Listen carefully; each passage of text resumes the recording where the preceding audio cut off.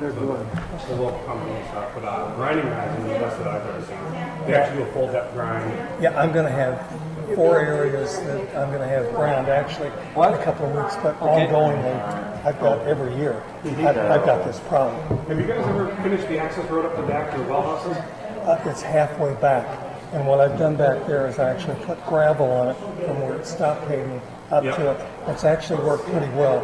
I put a ditch on the side of the road to help the water flow coming down, so it doesn't wash across the road. I've had new rock put up there several times, and we need access up there to get propane up there or any other service work that we've got to have up there. So if you go to the other side, basically it's behind Ignore houses, everything after that with cemetery. the access road is to where the drivers are basically. Unless they come to The us wood line and that say, runs parallel to our funded recreation with field. Yes. If you get down towards the back, there's like 5 or 6 dead oaks that were standing. They have not told us that they are using a program.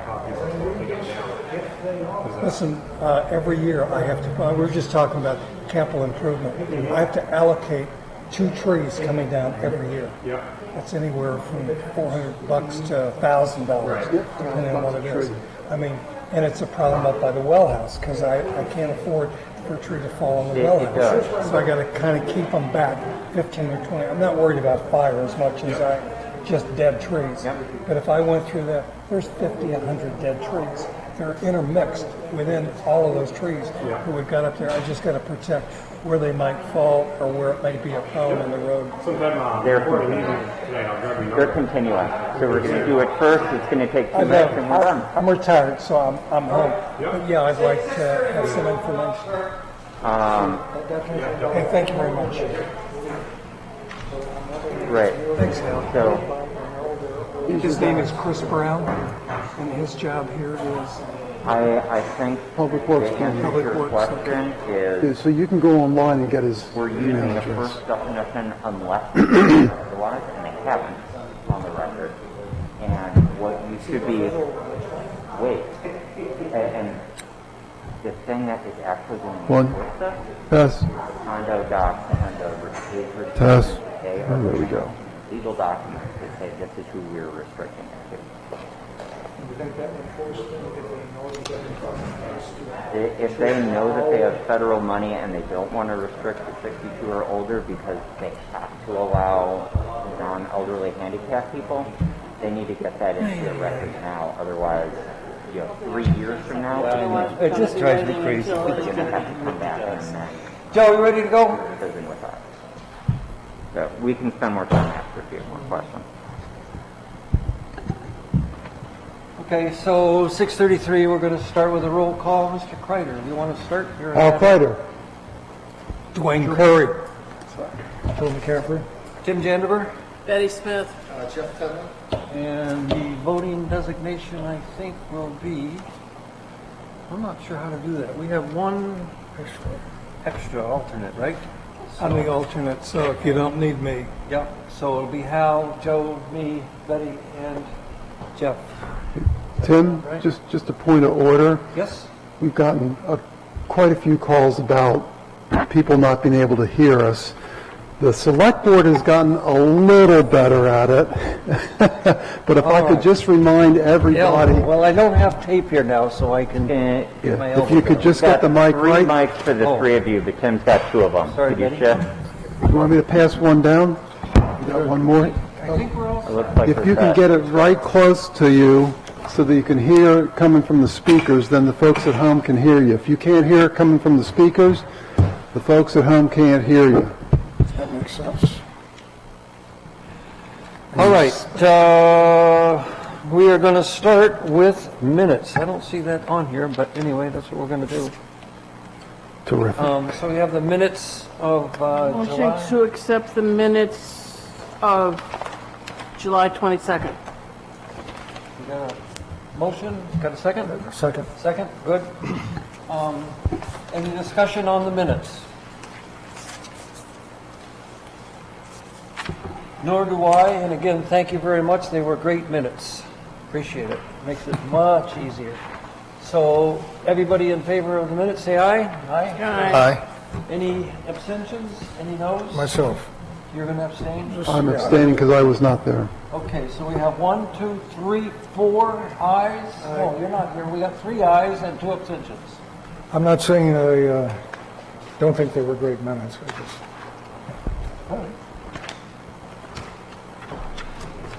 And then I'm told that case 21-4 site and 21-4 sub has asked for another extension.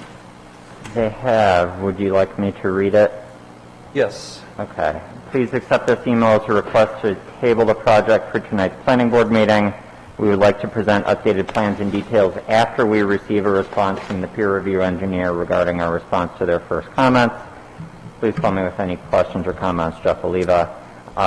We had a few back and forth emails after that. Their deadline, if we were to continue to the next August meeting, would be to give us materials on Monday, and they did not feel that that was reasonable. So they would like to continue to the September 9th meeting. All right. So we would need a motion to continue So moved. 21-4 site, 21-4 sub to September 9th. So moved. I have a Second. motion and a second. Any discussion? Yes. I'd just like to point out for the public that this is an extension based on the applicant's request. We have heard numerous comments about the applicants being drug out. In almost every case, it is at the request of the applicant, as is this one. We are not delaying the applicant. Thank you, Hal. You're exactly right. In fact, this is, I believe, the third extension in a row that they've asked for. It's Something certainly like the second, that. but I think it's- And I think in this case, we did get a brief update from them last meeting. Yes, we did. So they were here, and we did receive some Right. updates from them. My understanding from Jeff is that they have prepared a response to the peer review comments from our engineer. Those comments are to the effect of, this is how we want to address what we received from you, and they would like our town engineer to say, yes, we find those responses acceptable. My understanding is we just haven't made that connection yet. Thank you. Any more discussion? All those in favor say aye. Aye. Motion carries 5-0-0. Okay. Next, we are going to talk about the CIP. I hope you guys have been looking and watching all of the information that's been pushed our way. Thank you, Linda, for, I know you're not here, for some very, very good information on how to do it, what to do it, and different things. So before we start, our planner, Mr.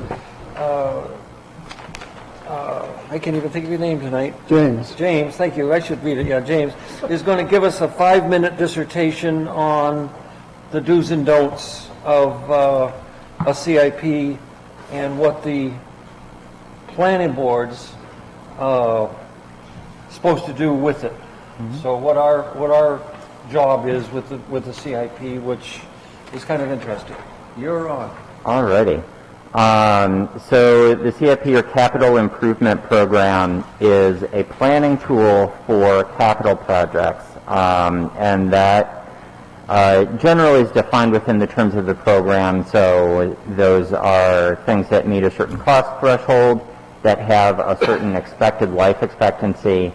The improvement that you are making will last at least 3 or 4 years, 5 to 10 years. If it's a building, it could be there for hopefully a century.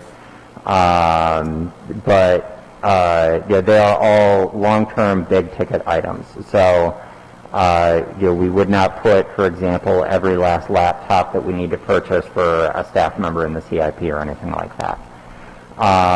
Since this is a planning tool for big-ticket items, the CIP is designed to look at a period of generally 6 years into the future, and the anticipated capital expenses that are coming due.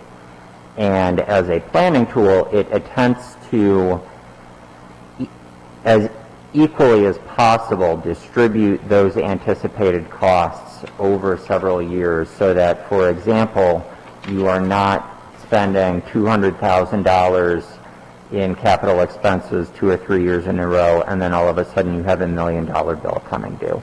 The idea is that whether you're using tools like capital reserves, where you're putting money into the account up front, or whether you're planning in advance that for a large project you're going to call a bond, so you issue the bond and then you pay it back over several years after the fact, you're trying to balance those anticipated future costs. The way that Northwood has handled our CIP in the last few years is that this is purely a planning tool where the planning board is not responsible for passing value judgments on proposed projects, which is to say it is not your responsibility to determine whether the projects that are proposed are projects that you find worth spending town funds on.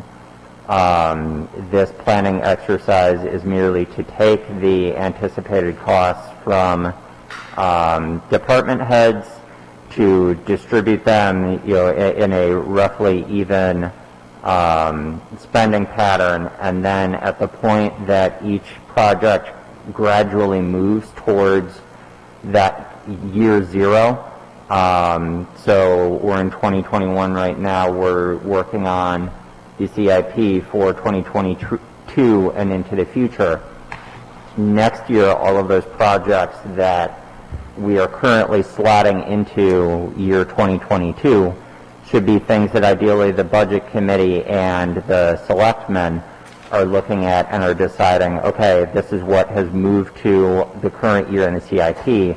We now need to make a decision on these projects and whether we choose to add them to the ballot. So the planning board's job is not to sort of preclude those decisions by those boards. We are instead sort of doing that first step of that future planning. And tonight, something that we have not done in the past, we've invited department heads to come and speak to the projects that they are proposing for inclusion in the CIP. In some cases, this might be one of the first public presentations of a need that they see several years away. In some cases, it may be discussion about how a project has changed over the last few years. But in either case, we thought it was important to have that level of transparency and get that information out to the public, because even if department heads know that some of these things are coming, this may be the first opportunity the public has had to see some of these. So I think that is about it for me, unless you have specific questions for me before we get started. Otherwise, I'll hand things over. Any questions for James?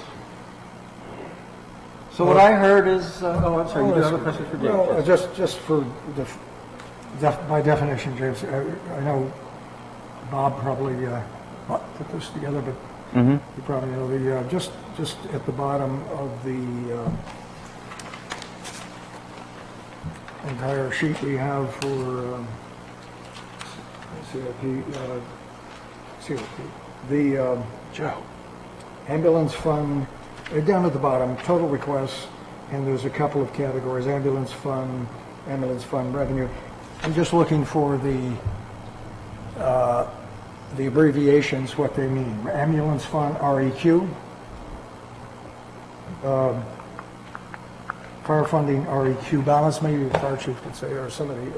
Just what does REQ stand for? Required. Required? Yeah. Okay, it's That's in my capital, so assumption. it's also used across the top. Yeah. So I believe what Bob, and maybe Bob should be here, but I believe what he's saying is, like, for example, where it says 750, the idea would be to take it out of the fund, he shows the revenue, and then he shows what's the balance. It's sort of similar to the exercise we did when we were looking at the fire truck that we're getting and the ambulance all in 1 year, a couple of years ago. You know, we did a very similar analysis out for the 5 and 7 years of the financing.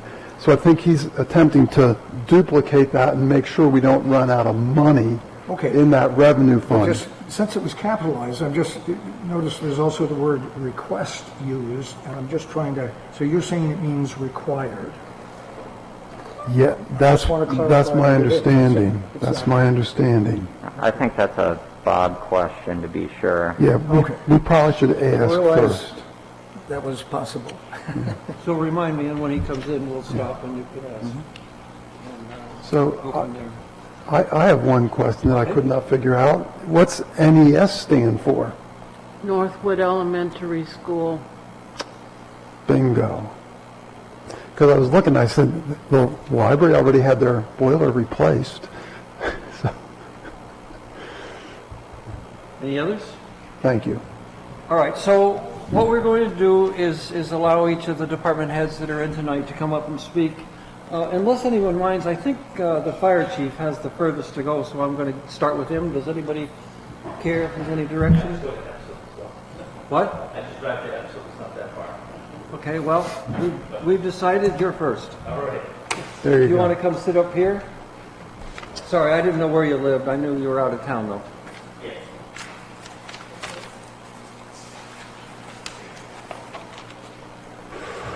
Pick a hot mic.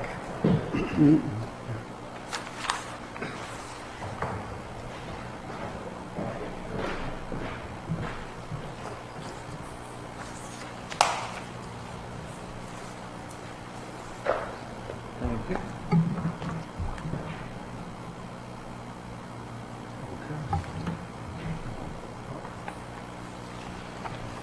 Thank you. Thank you, Mark.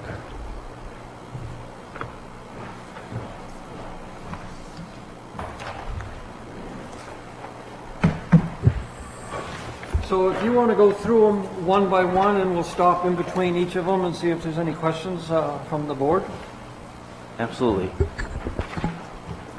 please. All right, so I put together a small package of each thing we requested in this year's 2022 CIP.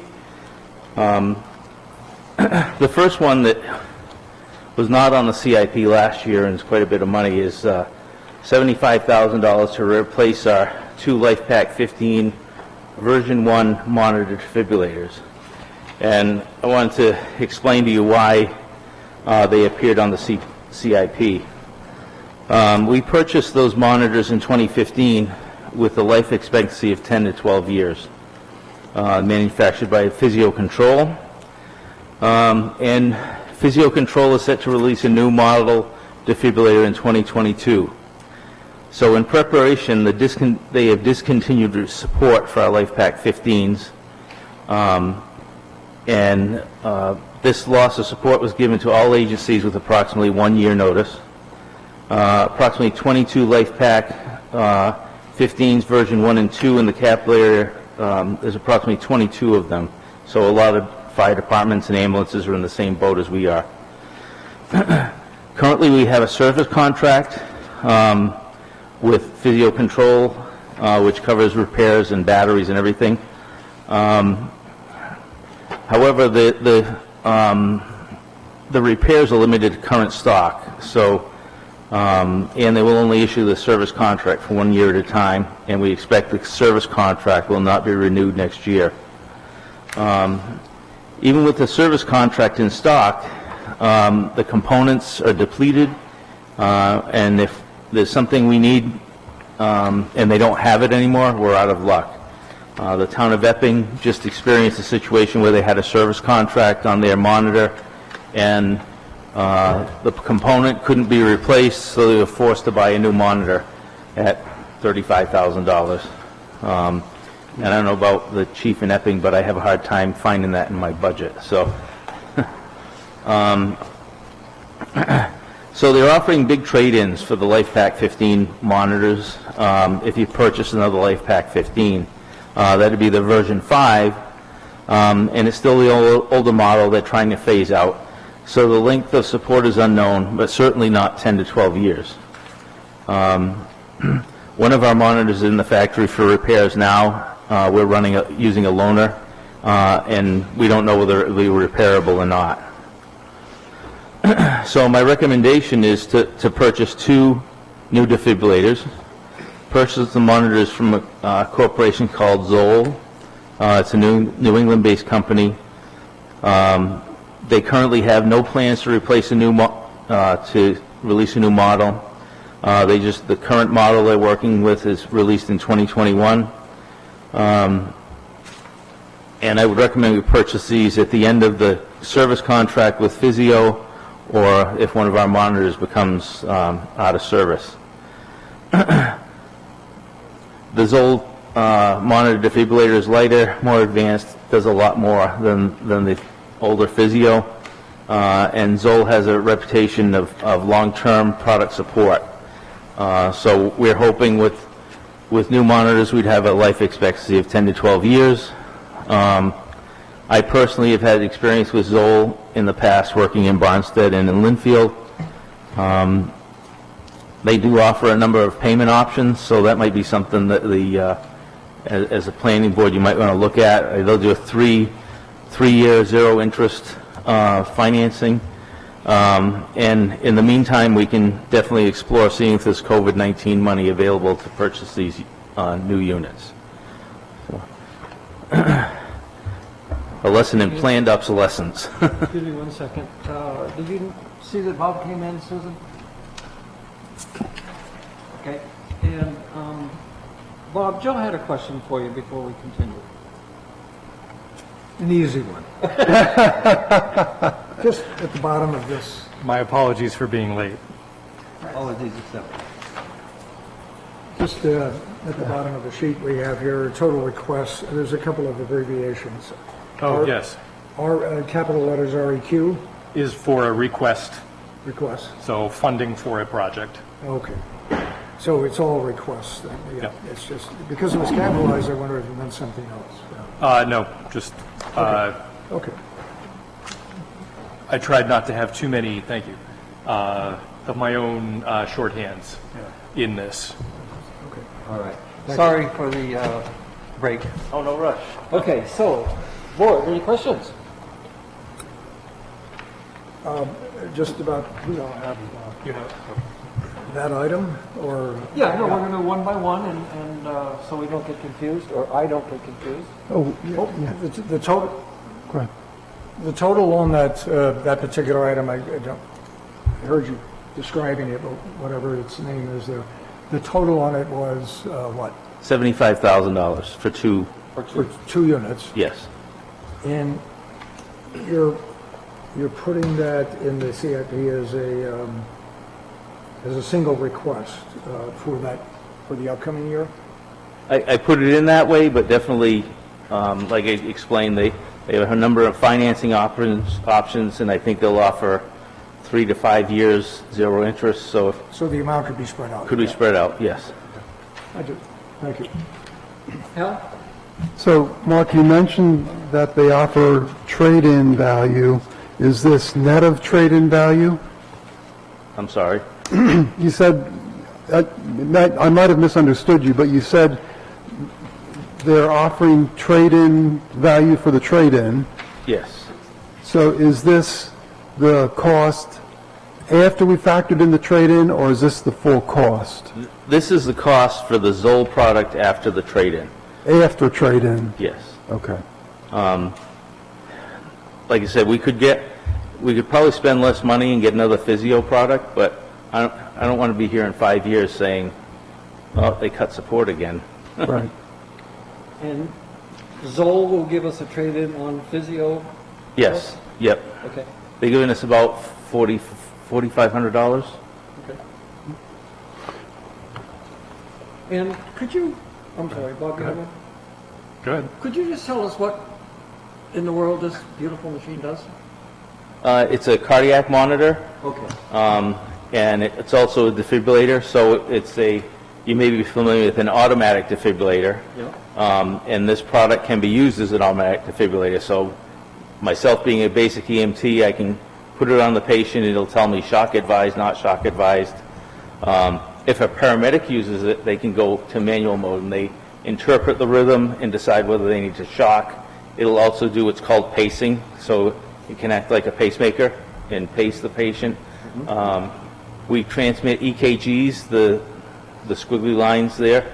We transmit that directly to the hospital. So oftentimes if we transmit the heart picture to the hospital, we come in the door and we wheel the patient right to the cath lab. So, as I understand, this is somewhat necessary pretty quickly. You have one being worked on now. It is. And the service contract will probably, so that's why you put it in the 2022. Yes, Okay. yeah. It was not even on our radar a year ago. 'Cause Meantime, you're going to work, because I do know that there is some money from COVID-19 that could possibly be used, that you're going to work with the selectmen and see what best Yes, way to finance absolutely. this. Yep. Okay. Bob, your That turn. answered my question. Okay. Thank you. I have a question. Yes. What was the expected life on the product that you're proposing that we're replacing? We expected 10 to 12 year service life out of the Okay, so at defibrillator. this point, we're only going to get 7 years out of it, or 6 years. Yeah. So for planning purposes, it's like a roof. They say you got a 30-year roof, but you got to replace it in 15 years.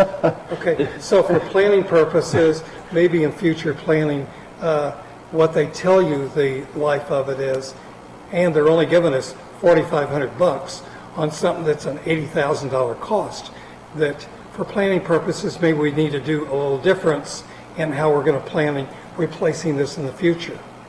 In So terms this of is- how frequently? Yeah, how frequently, it's not, the life of the product, the cost still comes to us after 6 or 7 years. So telling me that it's going to last for 15 doesn't help me in planning. We need to know realistically from your experience and you elsewhere, should we be planning 7, 8, less than 10 years? That's the point. So this is pretty unprecedented for even physio control. Up until last year, they were supporting a monitor that was 20 years old. So I think that maybe corporate greed has gotten in the way here and there. They want to get rid of their old stock and sell a new product. This monitors in this environment where we're not, Manchester or Lynn where they get beat up. We usually can make things last, the full service life. So we'll definitely look at that, but nobody saw this coming, even the city of But Concord. they notified us that they weren't going to continue to maintain it. What put us in a position where you got to do something. You got to Yes. react. I do I'm expect, just saying again, we need to consider when the situation, and this is not, again, I reference a roof. I had to replace a roof at a condo. It was a 30-year roof. Well, I got 15 years out of it. So what they tell you and what the life expectancy are two different things. they can be, absolutely. Well, if I can just maybe follow up on what Dwayne said, this didn't, I want to just understand on the previous item, the one that needs to be replaced, it's still functioning apparently, but its serviceability is evaporating because the company's not going to stand behind it, is that it? Correct, yes. Did they have anything in writing originally saying they would? In other words, was there any kind of a warranty, guarantee? No, and like I said, everyone assumed that in the past they had supported their product for a long time, and this company's been around a long time. So it was on past record. How about in the new one, do they have, aside from their good track record now, do they have anything in writing saying as long as they're still in existence, they're going to back it up? They For do not. the given period of time? They do not. That's a concern. It absolutely is. What are you going If to you're do? buying something and they're not willing to say to you that, hey, we're going to service this for 5 years or 7 years, that's the problem. I mean, 'cause they could do the same double check. thing. They could do the same thing that this previous company or the current company They could. has proved. But I can double check and see if they do have anything in writing. They may. I think you should ask. Yeah, because they have, I think they're going to pick up a large share of the market. because people aren't going to buy another physio product and have it for 7 years. So, Any more questions on the defibrillators? Okay, onward. all right. What have we covered so far? Only the defibrillator. Feel too bad then. The other case is extended until September 9th, and the minutes were approved. Thank you. And then your abbreviation issues. Yeah, There were what? your abbreviation issues. Okay. Sorry, Chief Bill. That's okay. So the next item for 2022 CIP is repaving the Narrows Fire Station. We asked for this in the 21 CIP, and it was seen fit not to put it in there. Pavement doesn't get better on its own, it's only gotten worse. Much of the pavement, I believe, was original with the building. It's been patched numerous times. For all intents and purposes, the pavement has failed. The surface is honeycombed. It's all cracked. It's patched with coal patch to fill some of the larger holes. The edges are all broken up. Water and ice pool on the surface is very uneven. We've actually had firefighters and members of the public trip and fall due to the uneven surface. In the mud season, the mud seeps through the cracks of the pavement, so you can tell it's pretty bad. So I do recommend we repave the front ramp at the Narrows Fire Station. An argument is, well, we're looking at building a new fire station or a new public safety complex or whatever. If we approve it tomorrow, we're probably 3 to 5 years out in occupying that new building. So I think it's worthwhile to repave the ramp at the station. A new ramp would provide an even surface, prevent trips and falls, provide better drainage, pooling of ice and water. It would be constructed to hold the weight of modern fire apparatus. We could stripe it to provide better parking for our responders. And this is another item that I think we can explore. COVID-19 funding to maybe help with that. I know, I think one of the ideas was we put money into paving roads, and maybe that could be added on to that. But anyone's welcome to come take a look at the ramp. It's the pictures on the back really don't do it justice. So that's paving the whole parking area and the ramp, or just Yeah, the whole area in front of the fire station. Narrows? Yes. Question, just, Go. Go ahead, I'll wait. so you referred to the fact that with a little bit of anticipation in it that, but in any case, a better job needs to be done. Apparently, if it's, whatever, it doesn't seem like was too, what can I say, load-bearing quality that was done before, because you're mentioning that newer equipment, heavier equipment, I assume, Yeah. needs a better surface, and it would just, Well, I think it was probably a good service, but pavement only lasts so long. and obviously the heavier equipment has caused it to deteriorate faster. okay. Is there any thought, just, and I realize this would be hard to anticipate in a full sense, but that renovation of that pavement would fall into line with the perhaps anticipated new station, that it could be utilized in the total process. That is, it's not going to get trashed if the new station or a newer or an addition gets built there. So I'm just saying, can it be made good use of, as well as just taking care of the problem now? I think Looking so, forward. and we would definitely, if we were to put an addition on that building, or we would have to make sure that the contractor knows this new pavement, don't screw it up. Construction people, I think, deal with that all the time. No? Yeah, Mark, I have a question, and it relates to what happened here with the community center. We made a initial estimate of what it would take to, quote, bring it up to standards, and it was $40,000. But in reality, now that Walter's here and he's really going through it, we had a, very careful evaluation. The number's more like 100,000. And along those lines, I'm wondering whether, and I hate to say it, but I'm wondering whether we really have the right amount of money in here, and whether you've considered, for example, a longer-term concrete, at least for the first several feet coming out, and I realize that's more expensive, but I think we have to trade that off, as you said, with what we're going to do long-term, but I'm worried about spending this money and then sort of similar to what you talked about, Dwayne, spending the money again because right there where you roll in and stuff, it just gets chewed up again. I mean, look how bad it is there. Right, so I'm a fireman. I don't know much about paving and pricing and whatnot, and the last person I actually consulted with this was when John Boudreau was acting road agent, so maybe Mr. Brown could chime in.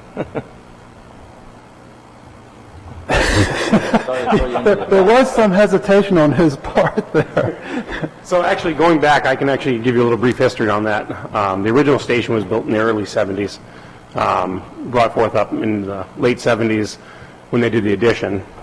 Late 90s was the other addition. The original site was actually done by my grandfather and my father with a bulldozer. It was a fill site, and it was basic sand fill, a little bit of gravel, things like that. So the base material that he actually has under the parking lot is basically sand. So in order for larger equipment, apparatus, things like that, to roll on it, it needs to be basically dug out, a gravel pad put in, and actually paved on top of actually a good base. So, I mean, it worked good for, late 60s and 70s, all the way up into the 80s and stuff, but trucks are 20 or 30,000 pounds heavier than what they were back then, so. Yeah, so to my point, I guess, this doesn't sound like it's like it's grinding up and putting a base in. That one in particular, $25,000? I mean, what's that? I don't think we'd be able to do what you described for 25,000, would we? Paving and grinding? Yeah. You're probably more along the lines of close to the 40 range. Yeah, well, that's So. part of where I'm That's to heading. dig out the material that's underneath and, after it's ground and stuff. But you could grind it and actually have a decent base after. You don't know until you actually grind it and see what it actually grinds up as. But according to what you just said, that wouldn't be a solution. I mean, you'd have beautified the top, but the base is still sand. Yep. And how far down that goes and so forth, and whether it needs to be, as it probably does, a good gravel base. Yeah, it's got to be dug out at least a foot. That's what And good material she's brought in. talking about for current equipment and perhaps future equipment, but something really solid. So it is going to be more involved than just stripping it and repaving the surface. I mean, I'm just questioning whether we really got enough money in there to I do think it. you're right to question, and I think that somebody should ask that they go back to the drawing board. There you go. And have somebody actually take a professional look at it. I mean, we have a number of companies, one in town, one just out of town, Manchester Paving, that, maybe could give us an idea. I don't know if they do, going to go to the time of doing core samples or seeing what's underneath, but sounds like Mr. Brown knows what's underneath, so, and that doesn't sound like a very good base for the heavier equipment. But There's also another issue.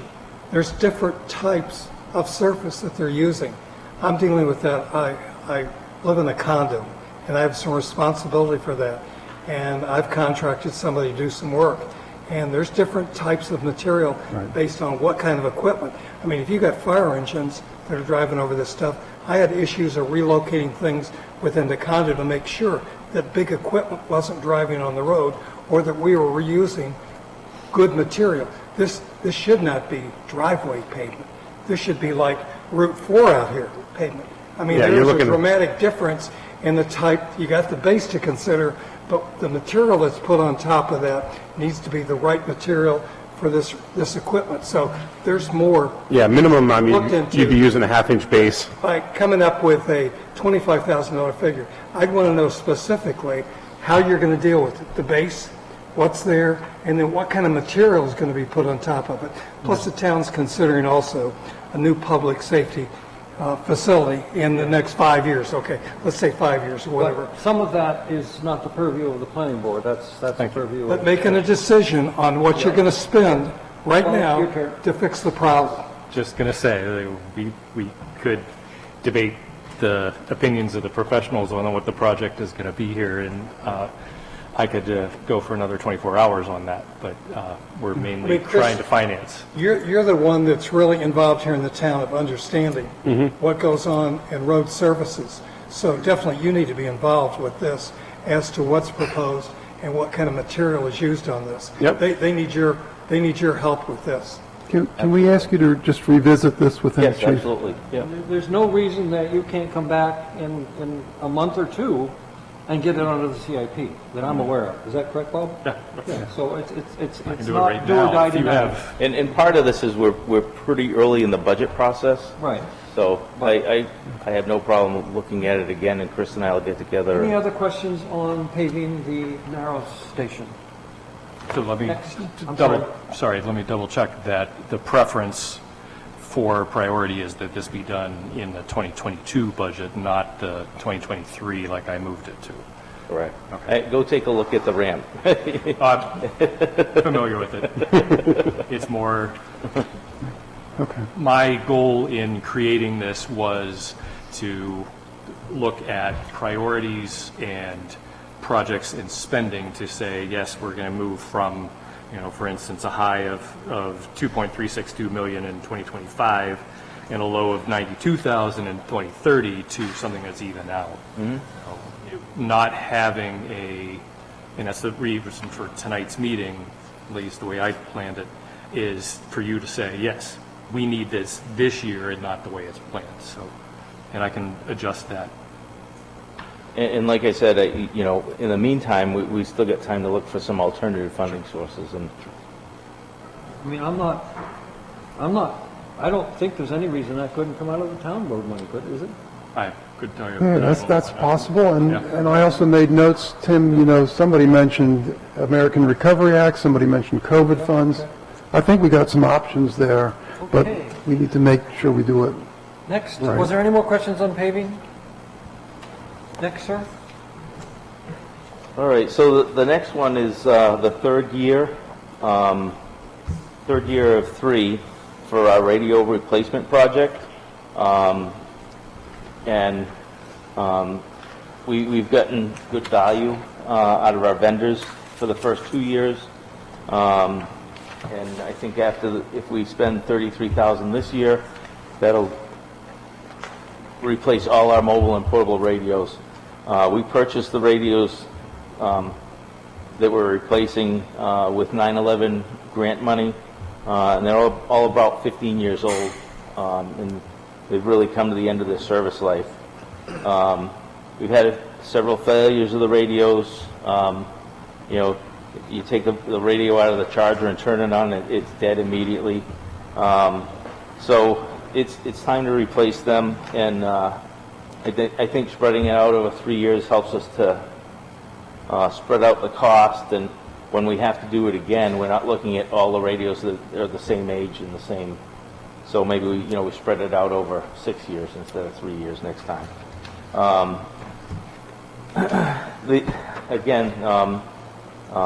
Our radios are not supported by Motorola, so sometimes we can find used parts, sometimes we can find aftermarket parts, but it's getting difficult to find them.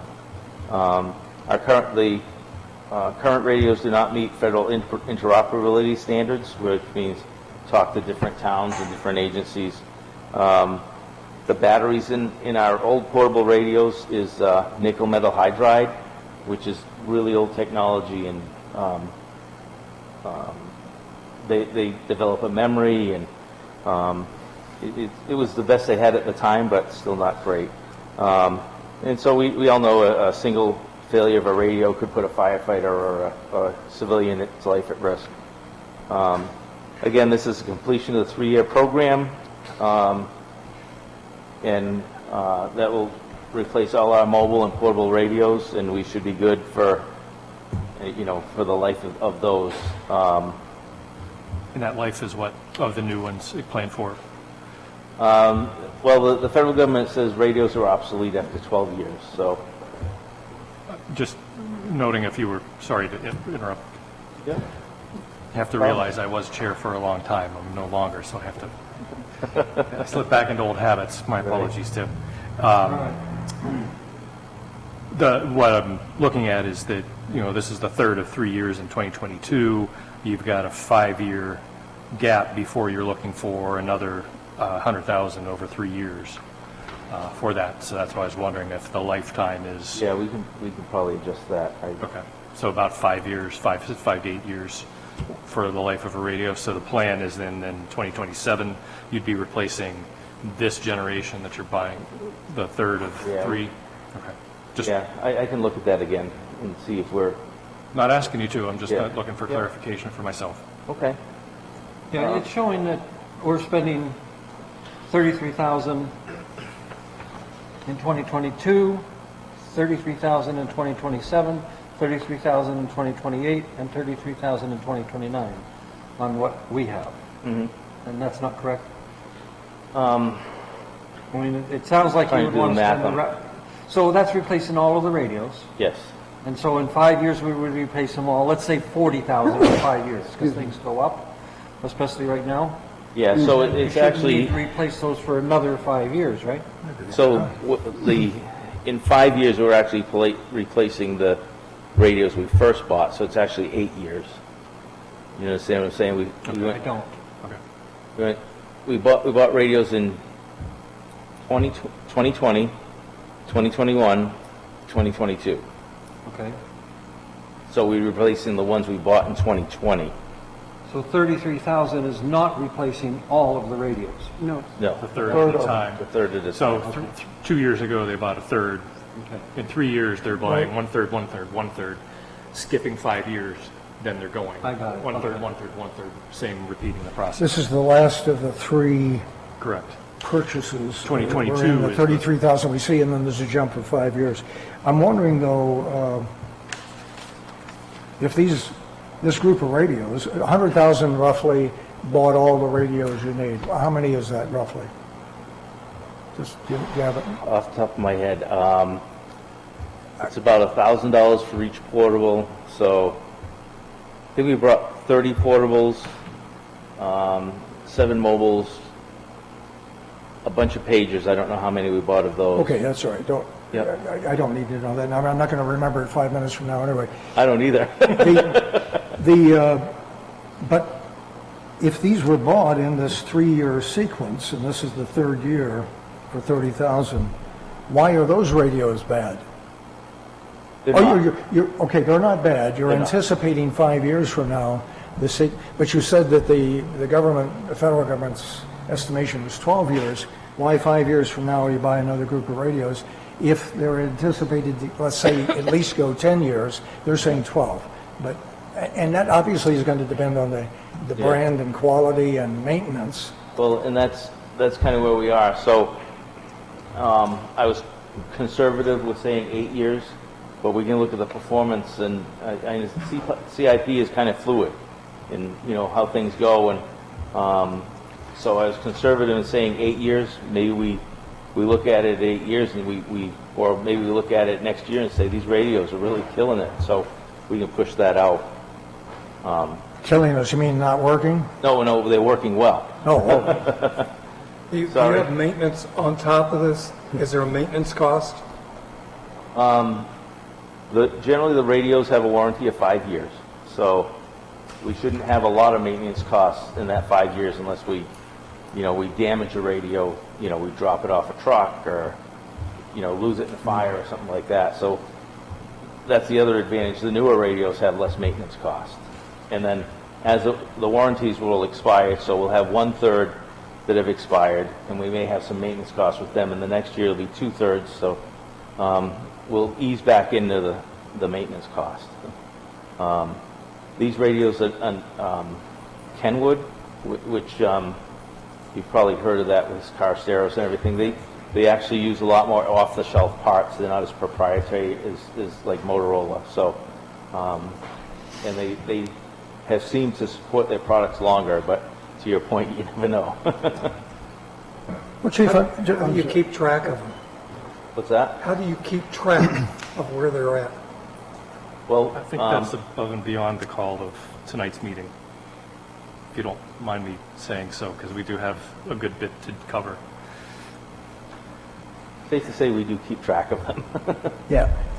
Can I ask just why, I'm just wondering in terms of the schedule, because it's on a 5-year plan, why isn't it, I realize what you said, I mean, if you're buying it in a 1, 2, 3 year follow-up, that pushes it out to 8, but then the last one bought was 5 years, so it's really a 5-year plan for all the radios. I don't think so. He said he bought them in 2020, and then he's, 8 years later, he's got another 33,000. 2021, 8 years later, 33,000. I finally understood. And then 33,000 for 2022, and 8 years later, 33,000.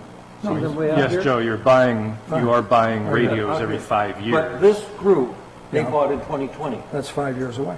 No, 2020 and 2027 is, I'd say 7, but it's 7 or 8 years. 7 or 8, okay. Yes. Okay, so you're pushing, then the radio's life, you're pushing to about, you're counting on it at least for 8 years. Kind And of then going to rolling replacement. thing. Yeah. I'm just wondering Rolling if, purchase okay. is Oh, what yeah. I would call it. Yeah, I see that. Bob, the reason I brought up the keeping track of them, how do you know how many you need?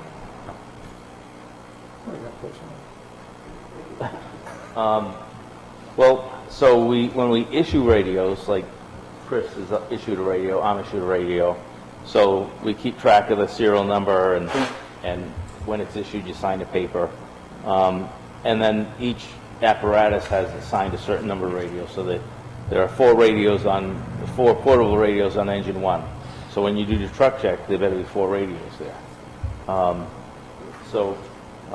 think we've been, we haven't lost many radios over the years, in other words. So we do try to keep track of them. And a lot of times the ones we do lose is, somebody went into a fire and now they can't find their radio. Mr. Brown? Yes. No, Mr. Brown. Okay, but really, you're answering the question. I just wanted an idea what the loss rate was, other than Chris is losing his. We have probably, I would think 98% of the radios we got Okay, 15 years ago. that's the answer. Yeah. All right. Any other questions on the radios? Linda's, I'm sure, having a heart attack. Didn't she tell us 5 minutes each person? Well, what I was Go ahead. suggest. I know what you're going to say. Go ahead. No. What I was going to say is, are there items, well, I have a couple of questions on some quick things that we might be able to cover quickly. The 20,000 for hoses, they seem to have a lifetime of 3 years, So, more or less. So you're looking like about every 3 years kind of thing. yeah, and Looking at this, at the CIP is from like an 8,000, 10,000 foot planning document, obviously, once you get to the budget. yeah, It's and gonna so be the- I'm not sure as the hose and the protective clothing necessarily should be in the CIP because we buy that out of our budget. Right. Well, I think that's the plan. Yeah. When we, and I think Hal was on. I'm just asking you to speak into your mic. We had to set a criteria for Yeah. what came up, what constituted a capital project purchase, and $10,000 3-year lifetime was worked. So yes, we recognize that there are some things that have to be done. Police get a cruiser every year, or plan for a cruiser every year, hoses, those kinds of things. You can't do your job without them, but we still have to have that, and you fall into that filter. That's fine. I think it's fine to include them because otherwise we miss some of these big budget items. Right. And I don't know if it was said at the beginning, but the way I have always approached this, and I use the word, the possessive of it, because it has sort of been my project. I'm glad to turn it over to somebody else. No. No, Bob, Not we're allowing happy, we're happy. Anyway, well, I want somebody else to be able to do it. yeah. Is that the purpose of this, the CIP, is not for the board to make a recommendation or determination that, yes, this justifies funding, we like this project, we don't like this project, we recommend not funding it. It is, if it's proposed by the town departments, it is included in the CIP.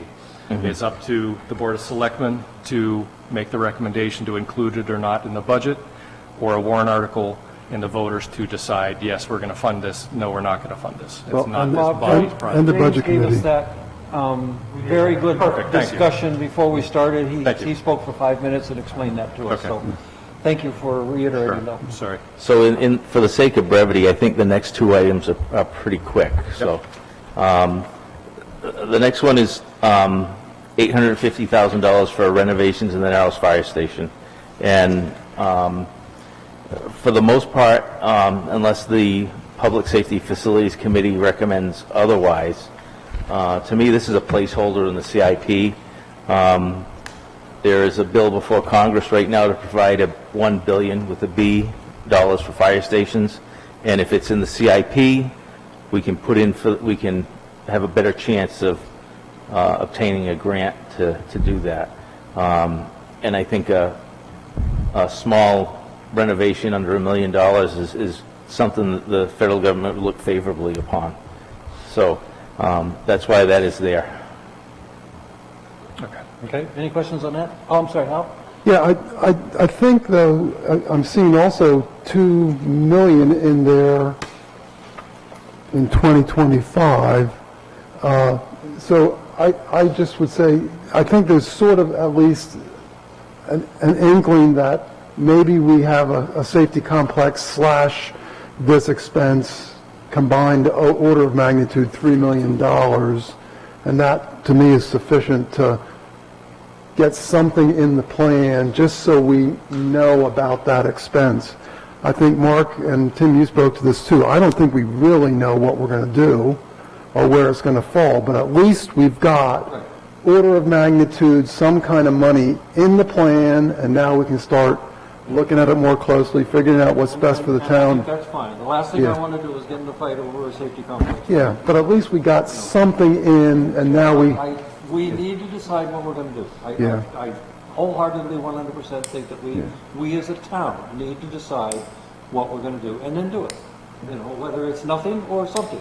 We need to make that decision and quit beating move it around the bush on. it.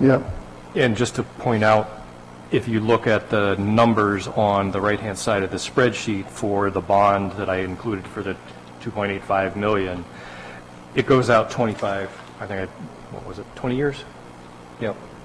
Okay. 10 years. 10-year plan. What really happens in this, the purpose of the CIP is to prevent tax from going like this. If we just lift it because we're putting on a bond payment for 15 years, there's no swing still. Right. All right, next. I'm sorry, was everybody happy with that? Next. So the last thing is $31,000 to install a diesel extraction system at the Narrows Fire Station. I don't think I have to tell you that breathing in diesel exhaust is bad for you, and we want to, this is an extraction system. It goes right on the tailpipe and exhausts the diesel smoke outside. It's really no cost to the town because we just awarded an assistance to firefighter grant to fund this program. So the town won't have to spend, they'll have to spend their 5% match on it.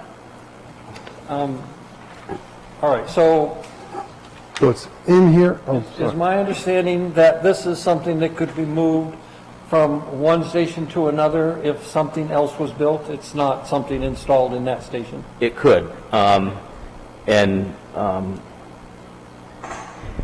Economically, to move it from the Ridge to the Narrows, it's not really worth it because it's a third to half the cost to just move it. But if we're building a new building, Yes. it's definitely cost effective. And yeah, anything we're putting into the Narrows Fire Station is in mind that we may move it elsewhere. Okay. Any questions on the diesel exhaust extraction system? So, Bob, yeah, I do have a question for Bob, if I may. Yeah, please. So, how did you have this funded, Bob? Because Mark just announced that we Yes. got a grant for this. Is that reflected in your, No, it is not. okay. So we can strike that Well, we- $90,000. Yeah, we can say that the funding is through Yeah. federal money. Yeah. We leave it in because we have to spend it, but let's just Yes. change the funding source. All right, that's good news. That's great news. Yep. Yeah. Anything else, Chief? That was all I had for this year. I don't know if anyone has any questions on, Any questions while we have the chief? Yes, I do. I have some questions. And I ask you, we had a couple emails back and forth. As far as the ambulance funds goes, one of our conversations is that essentially offsets certain replacement costs for vehicles. Is that correct? Yeah. Okay. I did try to accommodate that in the CIP plan based on what you gave me. The lines in orange are purchases for that. I want to point out down below that, there's a total of, I didn't include it. I think it's $2.1 million or $2.7 million. $2.7 million. Sorry, not 27, sorry. Slight difference. It's been a long day already. In total over the 10 years of requests, and there's about 900,000 expected for income. So maybe this is a question for Hal. If that's the case, the taxpayers are on the hook for the balance of that is requested, and it goes through the regular budget warrant process, correct?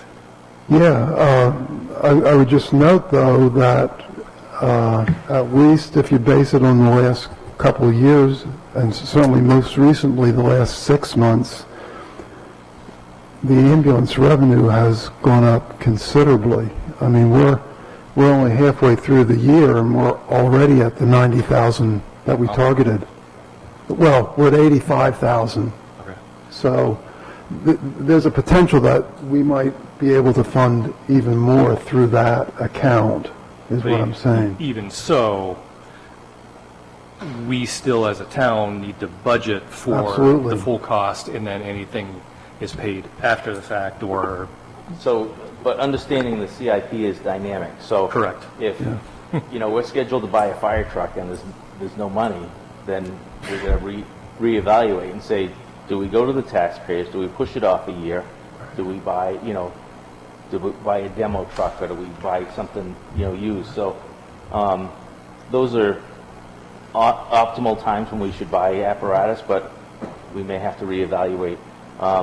And, the idea of grants, if we get a grant for a $300,000 truck, that changes the game. Certainly. I don't think anybody will question. Well, let me say, if you rejected that, I think they would question it. Yeah. I almost had a $300,000 truck rejected in Barnstead. That's Barnstead. All I right, know any more Barnstead. questions?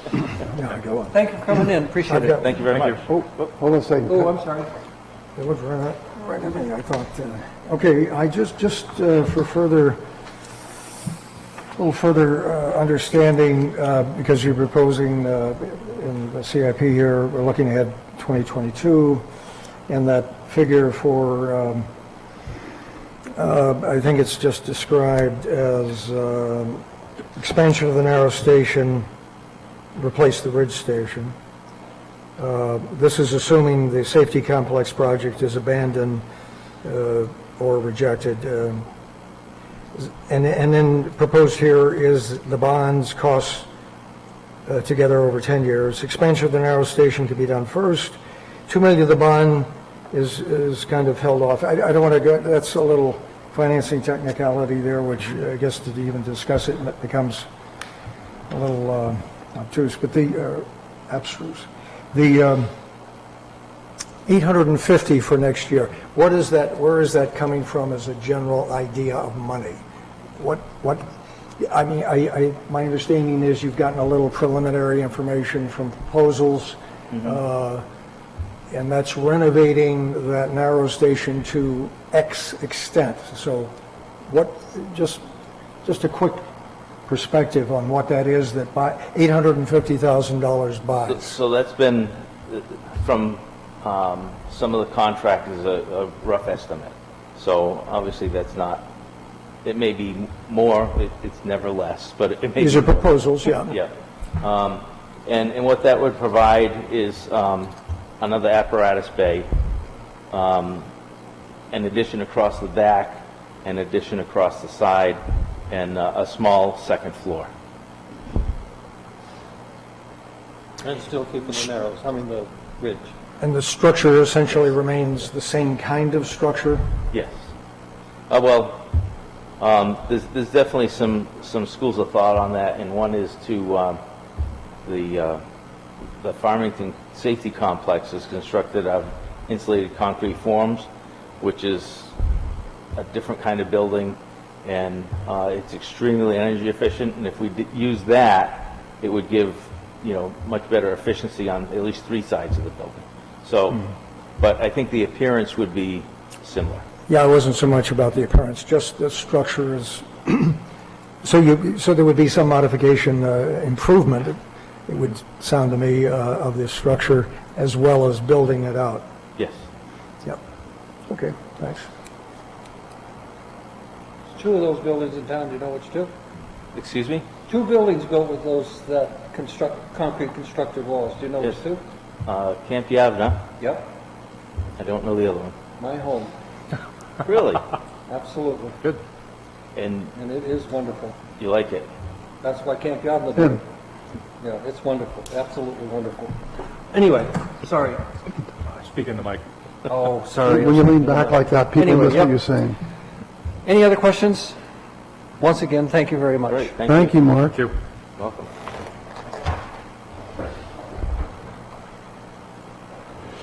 Hey, Tim, just one other point of order. At the select board members' meetings, we've been asked to formally name the people that are speaking, so Okay. the people at home know. Probably should do that here. Yeah, well, I'm just saying, let's just make sure we do it. All right, so now we'll go on order from the page, if everybody's okay with that. So the library, Mrs. Bunker and crew.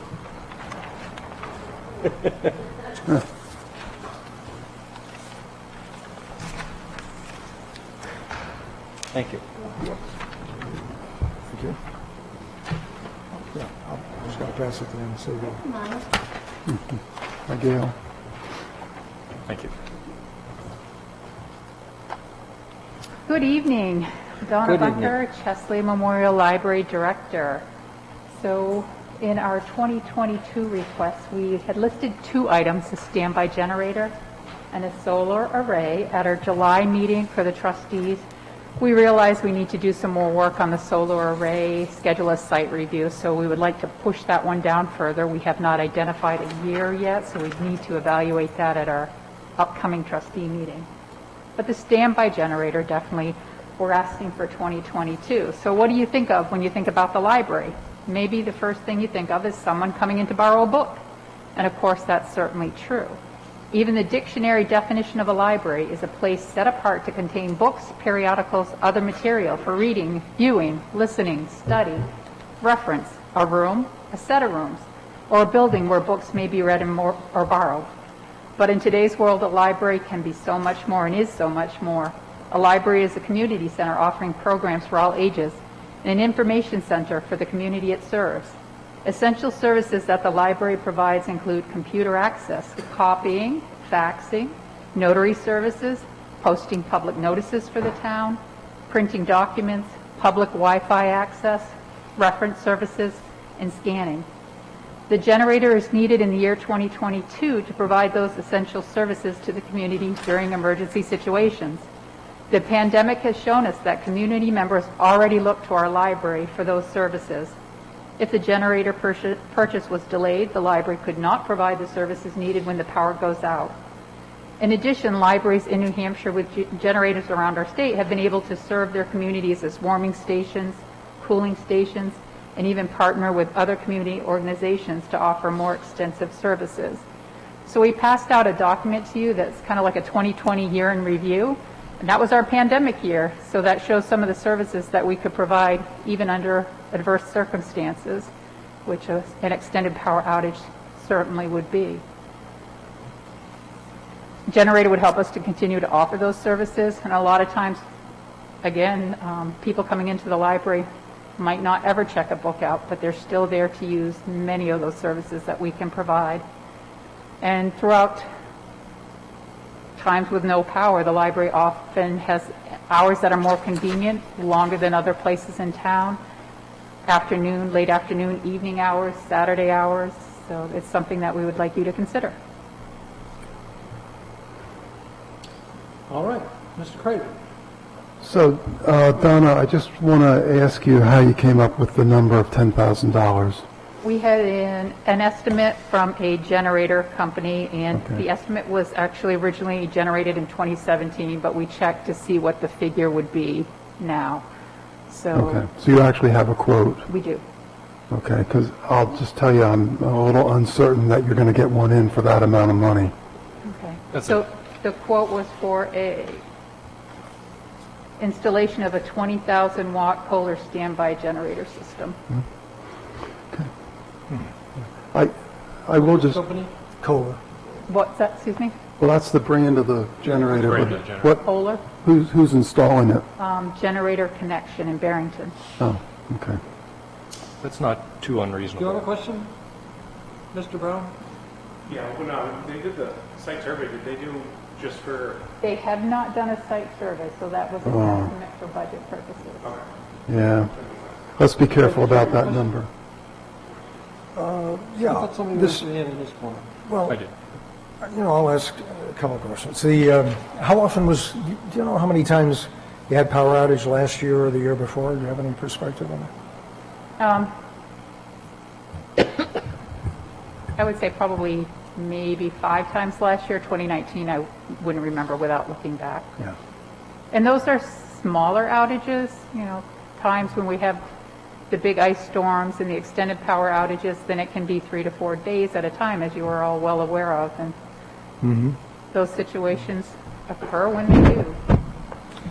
And the standby generator, I assume, is propane, probably, what they're Correct. proposing? Yep.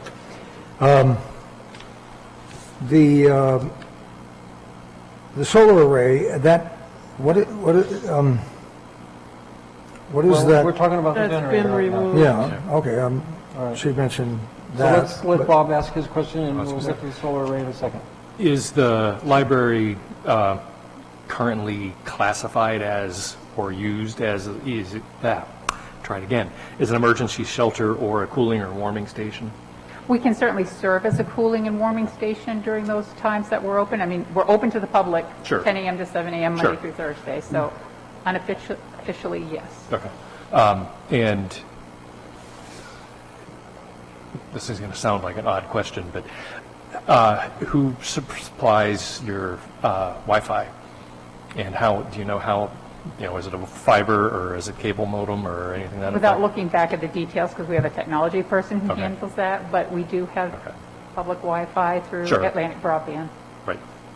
That would also, the reason I ask is that in the event of, and I had to deal with this at 2 other prior jobs, a general power outage, Wi-Fi also goes down, and if there is public Wi-Fi plus plenty of parking like there is at the library, that becomes essentially a networking spot for people who don't have power at their school or web or communications.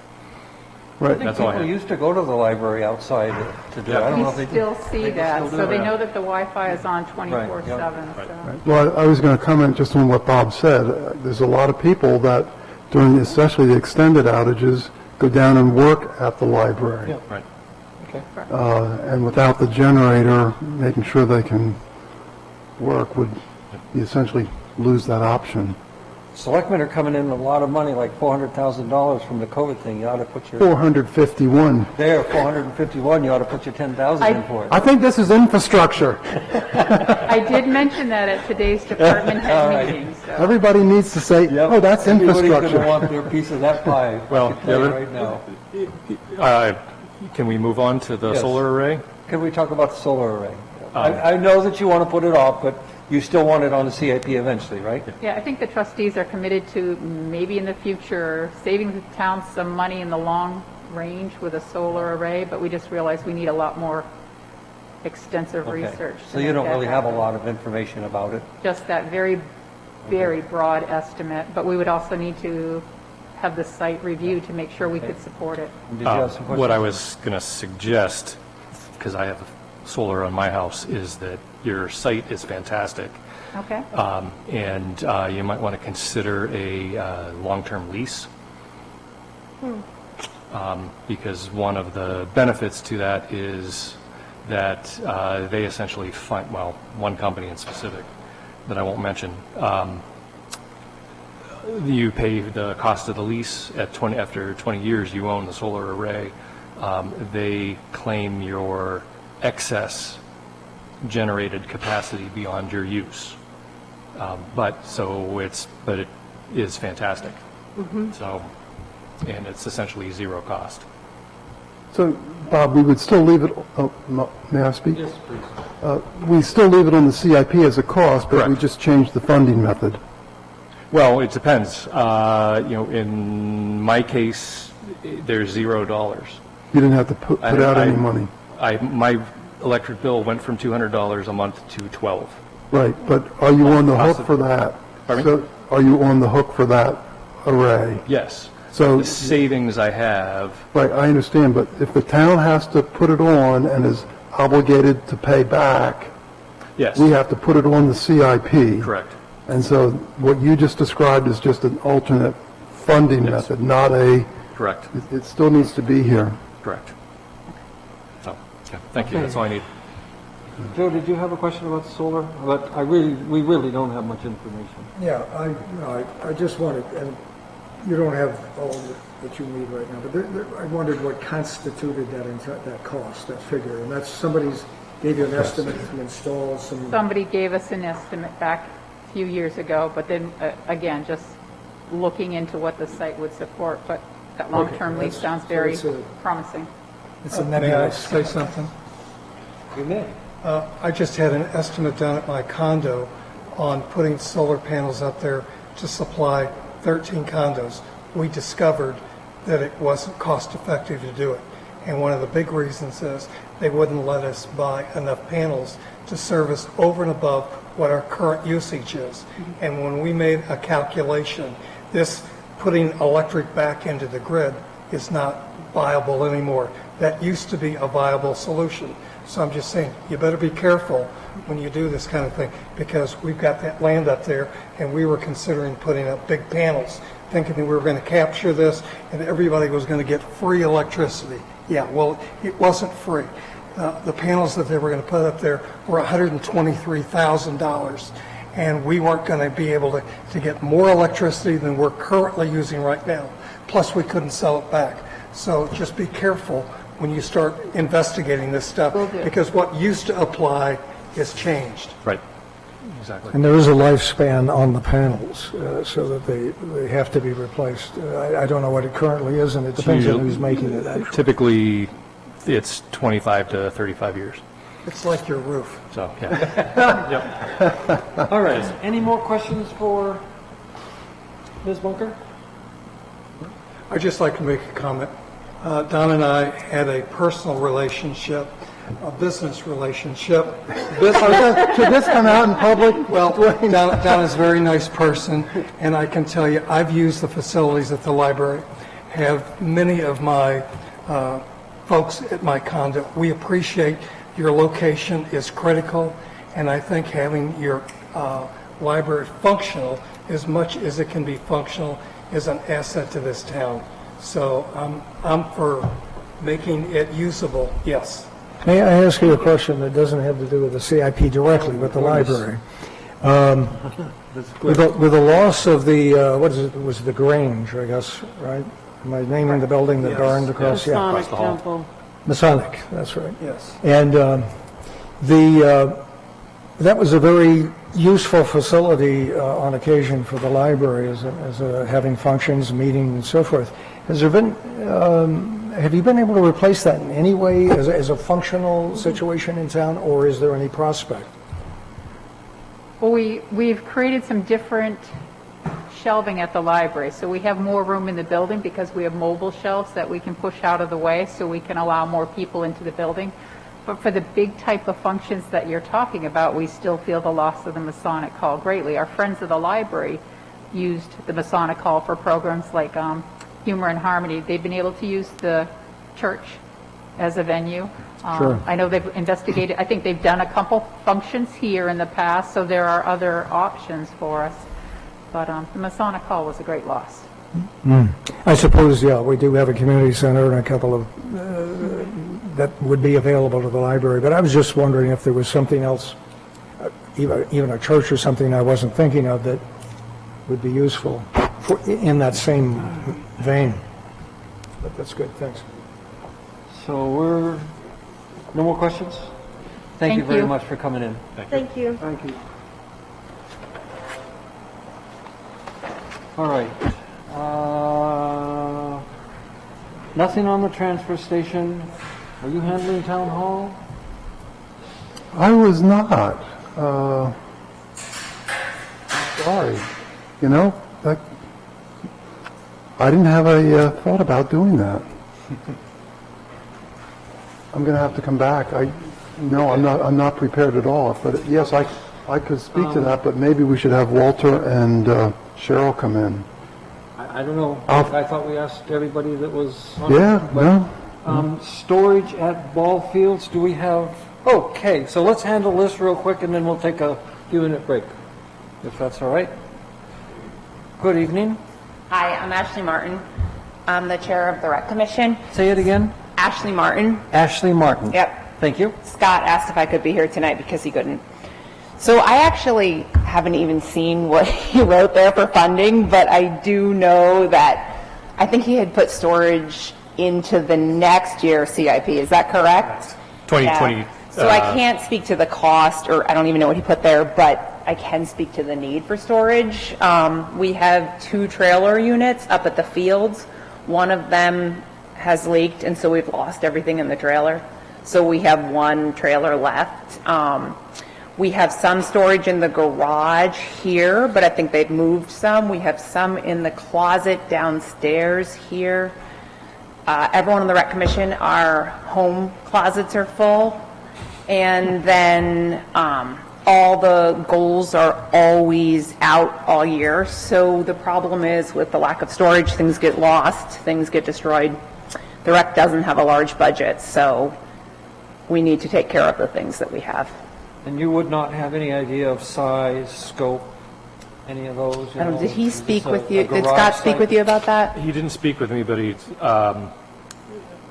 I sent off the original request, and I know that was included in the original request, but I don't have it up to I'd have to pull it up by my, I think it was a building. It was a building, Yeah, it was. yes. The We were plan- looking for a building. I think it was a 2-bay, essentially a 2-bay tall garage. Yeah. Type of structure. So we bought, the containers lasted about 2 years before they broke, before we lost one. So. These are they- these are storage containers? Yeah, like, the 2 at the fields, you can see them when you're driving up to the upper field on the right. They lasted about 3 years before they started leaking. Well, I don't think there's a whole lot of reason to have much of a discussion with you then, but I would just like to say one thing about it, and that is $75,000 in today's world is not a lot of money, and if I thought we could meet your needs for $75,000, I'd probably want to do it. I don't. I think, or I wish that you would get together with maybe the town administrator, because I don't think you can build much of a building for $75,000 in today's world. Construction costs, not only labor, but, I mean, a piece of wood that was reasonable a year ago is unbelievably unreasonable today, and I'm just concerned about the 75,000. And we have a bad history in Northwood of saying something's going to cost this, and then find out it costs that. Yeah, so the other thing that I would like to point out is there's been a lot of work done at the fields with very little from the town. I understand. So there is a lot that's been built there. There have been 2 playgrounds put in, and I'm sure that Friends of Rec would be willing to put money towards the building as well and do fundraising. And that's great, and I think, you know, fundraising is wonderful. I just wish we had somewhat of a better idea that you want a 24 by 24 double car garage type thing or what, and I have no clue. Yeah, Let me look. that should I'm be. looking. But Tim, I think you raise a good point, and the questions like this that you're asking are exactly the same that the select board will ask, and exactly the same questions the budget committee will ask, so, And the taxpayers. yeah, of course, yeah. So we just need to ask everybody to supply, just like Mark did and others, you know, here's the basis for it, here's how it works, and Joe, you had questions? And so I think this is, you know, don't take this badly, it's just we need to gear up and everybody's got to get the documentation together so it's in hand, and I think we'll get there, but I think you're absolutely right. We underestimate a lot. We do, and it's hurtful because things Yes. get turned down, you know, and people get a lot of angst about it, and the next thing you know, they don't want to approve anything because we were told it was going to cost this, but It really is it something didn't else. cost that. So Right. I think it's all right, Bob. Yeah, let's just make a general note, we got to get some more documentation on some of these. Yeah. A question for you. Apparently, there's already been a previous effort to use some, you mentioned these containers, I don't know exactly, I haven't looked at them. I have a suspicion what they are, but still. Is there any options that might be pursued with, I don't want to say, but just to use it as an example, trailer backs, for instance, which are often used as storage. Now, they have some shortcomings, but aside from usually being jacked up in the air, but the idea of using some other structure that could make a perfectly good the size of a 2-bay garage, for instance. I mean, if you look at the trailers are 51, 52 feet long, for instance. So if you, I'm just using that again as an example, as not the thing, but is there any opportunities that might be pursued in something that is previously constructed that could be moved?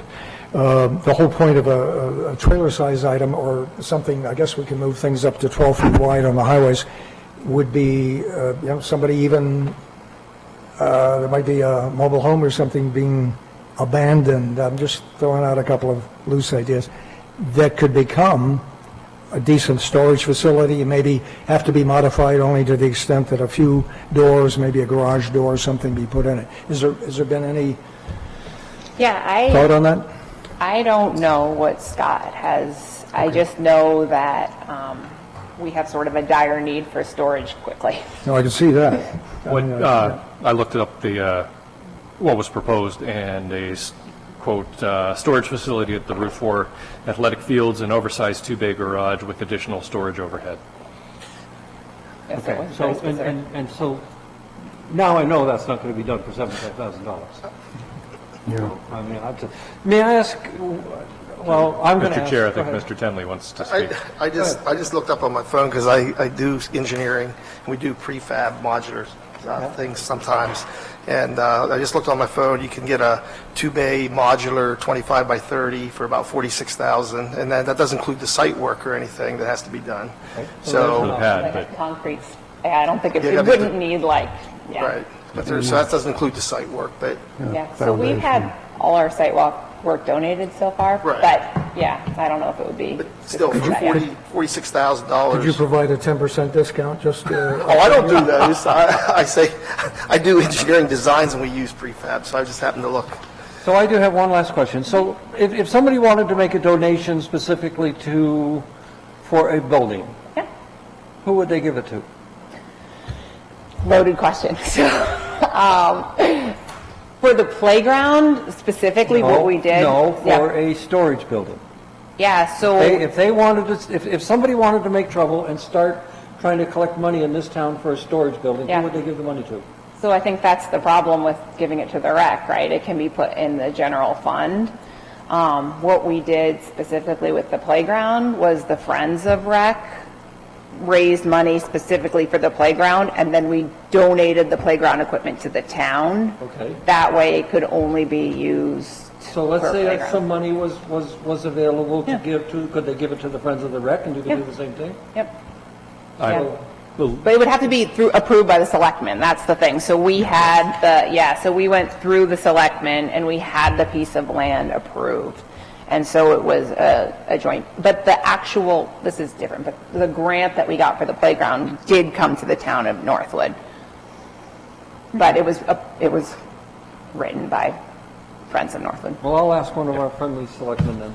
I think the only other caution I have Yeah. in a case like that is, from experience, is that if the Friends, in this case, Yep. is doing fundraising, they need also to, accepting funds, they also need to be a 501c3. They are. Okay. Yep, they are. Fine, as long as they're a nonprofit accepting funds to donate, then they don't get into any trouble.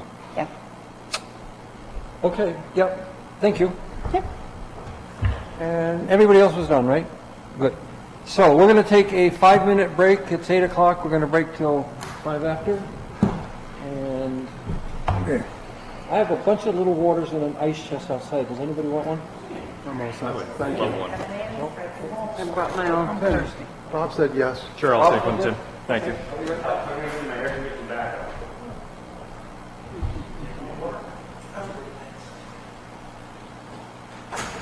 Nicely done. Nicely done. How long ago, this was this estimate we had done for the solar? Revised came out and gave us an estimate. Revised. Since one of these, on Tuesday, they're out of Massachusetts. One of the other I've guys. seen some of these trucks Yeah, yeah. floating around. But it's a joke. It's a joke. We would have spent $123,000, and they were limiting the amount of kilowatts that we could have. We'd have to have a separate meter in a location. We got 13 different condos. We got to figure out how we disperse the costs and how. Done, everybody that was here got It's going to be this gentleman. We thought it sounded like a good idea. I don't believe but he's here once for the we CIP. got into the details, there was no money in it. Hey, thank you. I'll take you up, it looks like you got an extra one, but if not, Camp Yadna, Camp Yadna. We got one, thank you, Tim. Thanks.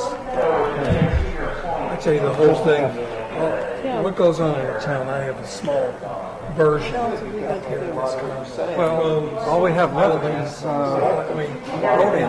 road. I have no idea. Okay, so yeah, we are still on. Realize the infrastructure that is involved, the water tanks that we get up there. you have a common well there From the school. It's just, no. we have two 3,000-gallon tanks. We've got a 1,000-gallon tank that we use to service the 13 condos in the valley. But the infrastructure is scary when you think about fixing it, taking care of it. The road scares me the most. Units, that's that, Because one we've that's got a been put mile off. worth of road up there. Is there What kind of asphalt is a used copy of the to repair it? plan set? And there's Yes. 15 years. You should speak to Susan before you leave. I will do that. She's the assistant secretary, or land use secretary, something. So she could work, get it for you. Yeah, because I saw that there were questions on runoff and things like that. I was just interested in. She should be able to get all that information. It's, some of it is, and that's what we're kind of waiting for from them. So we asked for it's cosmetic. that came and we were given, it was given to our engineers. Our engineers have some issues. I've got We're trying to resolve that, and that's why we're having these put-offs, delays. There's been 2 or 3 of them. Right. You know, and What happens as is, Mr. Kreider, land use and community development. So as Mr. Kreider's been pointing out, we've been blamed a number of times for making things go out, but really, it's not us, it's often them. You know, What happens often with these roads, especially when the base is not very, oh, that's aroma dealers, that was baloney. so you Yeah, they did that, not And it us. depends on which parts of the road. And you can even look at roads and see when you've got good pitch and drain off and so forth. That stays pretty solid for a while, and then the dips and the narrows with the I correct water, really like that. freezes. Makes it the I would, Those are I infiltration. I really like the plans. Who cares? This bothers me that, Ice is ice. and you could see that people want to have a discussion about some of these things. A little crack of ice. So that committee, planning board, a budget committee, a selectmen, and three town, and three people, that's what Even you're when the talking road about. hasn't been done right now, if you crack seal, literally, and crack sealing exactly, is not pouring a little junk. I would support that. It is grinding out, because I read the specs from different states on their highways. I how think they the do crack CIP to sealing work properly. needs some kind They of come in change. with crews, costs a little more. In my but you opinion, that's grind always out- getting more people involved. More people involved, the smoother it goes. You grind out those cracks down to your bases and you fill it. Hey, It's not going to pop out when the first car what comes. is it they say, living the dream? I have 3 of those instances that's what I'm doing. I'm doing 2 things. And they're gonna grind them at an angle too. How you doing? No, It looks like you you're got a growing crack next and you're door right. here now. I'm gonna An have inside angle? It's gonna be an inside No. angle. Okay. Little V, little So- V. Should got enough. And yes, down to the road, let's say. I want to. Where you've got a road. And I catch a here's lot of another- from and some of the I people got a I place deal with. like this, I think where I've got a it's crack complex. that comes up So, like this. the things And that it's turn me created off an are island on the two fire road. stations, like So Northwood that's and Northwood. Yeah. So this is gonna fall off. So think the we only way to need deal with a this safety is to go all the way complex that across, encompasses but I don't need to go all the way across. Similar to farming. I do this. Right now, and I can send you the plans, I don't think I have And one if they do going on it, up they there. grind it down, make sure the base is right, and, but the other thing is, what kind of asphalt are you using? You gotta be careful. If you deal with, I don't know if somebody I comes ever- in and does a driveway, fucking driveway. Correct. Better. And this is not that big of a You know, town. our daughter, I've got. So let me just say, there's a piece of land, and one of the town employees that pointed this out to me some years ago. There's a piece of land Don't replace that. directly behind, directly across from the school. Or if you've got a hole, I've You know got the a two drainage ladies hole. that did what they call turnings, Instant patch. that made that beautiful stuff? The land behind that. Stop all these damn patches. I believe One that block land would give us that Good land. but anyway, asphalt put around this. And make sure this is a good seal bottom they- around here. Yes, yes. stuff they were staying with The road, for the most part, You know how they do that when I've seen the dams out? The guys that do it, it doesn't even matter whether it's in the winter. I'm not an authority on this, but Right, yeah. when I painted they've been in the process, they sold a house in propane torches, they heat the previous material so that now it's like you blended it together. if months and a half When we ago. get to about He got 300, a job at, one safety knows, Right. I want this done right. we'll have you on board. And you know what? I got when them she all does, ready. So when I this is not the last time you're gonna be fixing these spots. I know there are guys that like to do bigger jobs. Obviously, Manchester But is But they're building 10 one up north of so she can do that anyway. But anyway, they just put some money down on a house in Yarmouth. And she can walk to the freaking ocean. Don't do quality. I hate her. Spend $800,000 on the Did ours nails. Give me a before they break. seal it I'm down sorry. and stuff. And some of it was good, some of it wasn't good. But there was no willingness to come back and fix it. I'm gonna try this one. This town supports George reasonableness. Washington down there. He's right down the road. You know, that building, and the building in Farmington, as he mentioned, is that concrete. You can already I talk like the to way he talks. I mean, It's a they're beautiful all building. bullshitters. They're all- Absolutely beautiful. Blacktoppers are like roofers. Okay, we're going to start The again. shakiest Ladies business. and gentlemen. Yes, it is. It's from the top to the bottom. I don't know what happens. Yes. I think you're the end, Mr. Brown. I am.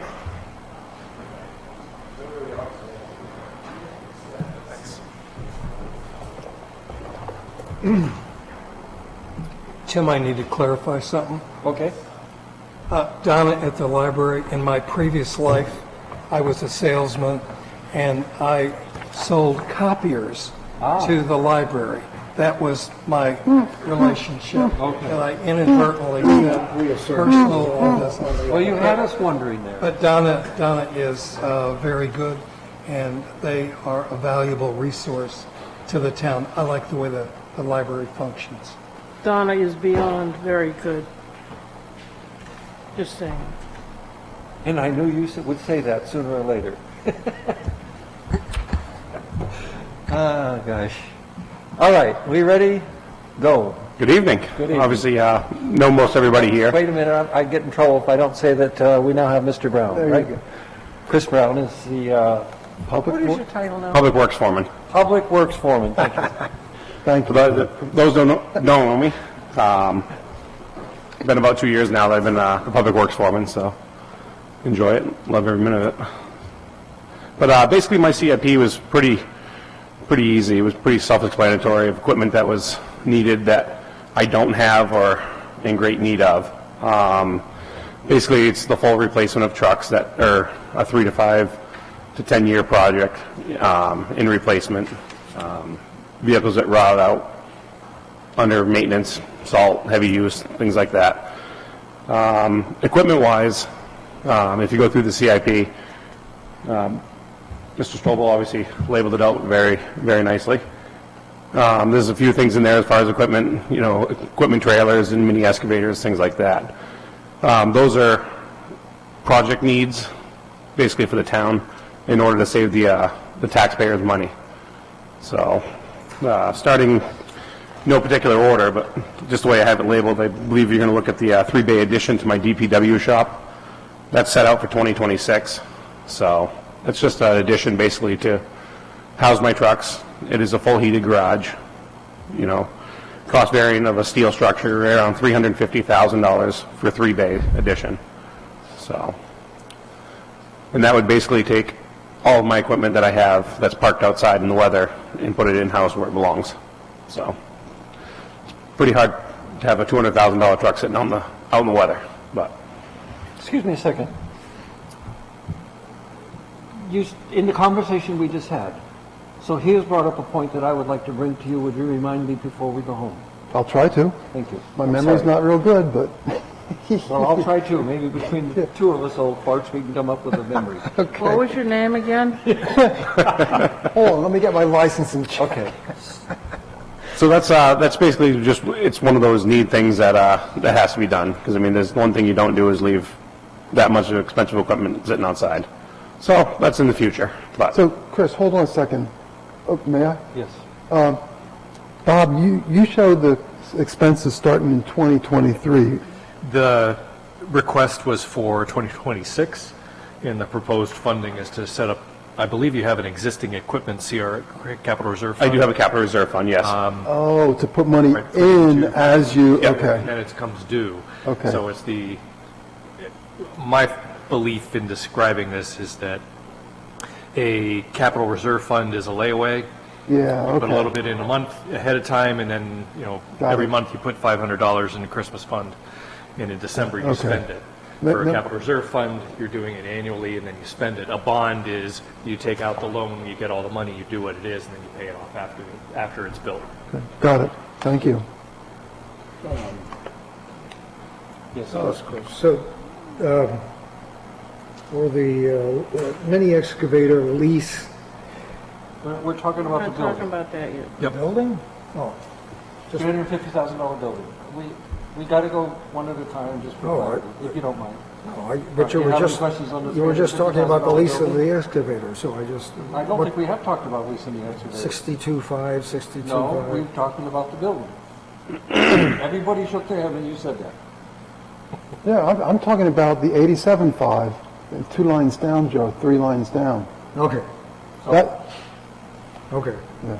all right. Any more questions on the building? I missed it. Okay, so Joe wants to talk about the mini excavator, which is The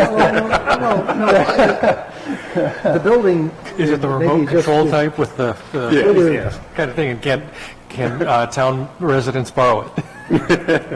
Well, since it's- he wants to drive it when you get it. It's kind of a cute little toy. Absolutely. I'd love to drive it too. Yeah, I think we all. One of the I biggest, rest my case. one of the biggest savings since I became on was basically keeping projects in-house. And if you look at the bottom of the page, it's in handwriting, 2018, 2019. Those were projects that were set on Sherburne Hill Road and Ridge Road, Tasker Hill. So in 2018, we spent $55,800 for ditching and culverts. Obviously, Sherburne Hill being not as, I shouldn't say, it didn't have as many culverts as a lot of other places. Tasker Hill and Ridge Road, I believe there was 17 culverts total with ditching. So in the sum of $114,835. In 2020, there was zero expenditures on, aside from my culvert line and equipment rental, and same as 2021. So I've kept every project in-house from now on, rather than 2 years of being $170,000 that the town has expended, that there's no reason for the DPW not to be doing. So that's one of the biggest things. And in order to do this, basically the equipment that I need is a mini excavator, just for trenching and digging. It's, a lot more versatile than the backhoe. And it's pretty hard to do a culvert across the road with a backhoe. It is 100% really hard. So same as ditching, but. Okay, that was my question. Okay. Yep. So in turn with the mini excavator, obviously a trailer. The mini excavator that I have now, that we rented for 1 month, and the selectmen graciously extended my lease for another month. It's $3,000 a month to rent that machine. And obviously we don't have an equipment trailer big enough to haul the mini excavator around town. So I do that personally on my own equipment trailer and ramp truck. So to no cost to the town. So in order to do that, we're also asking for a 20,000-pound trailer that can go behind our six-wheeler that's already upfitted with proper pinto hook, air brakes, everything like that. So that's about it. Questions from the board? Well, since we'll back up, since I missed that one. But the garage expansion, you're talking over at the transfer station? Yes.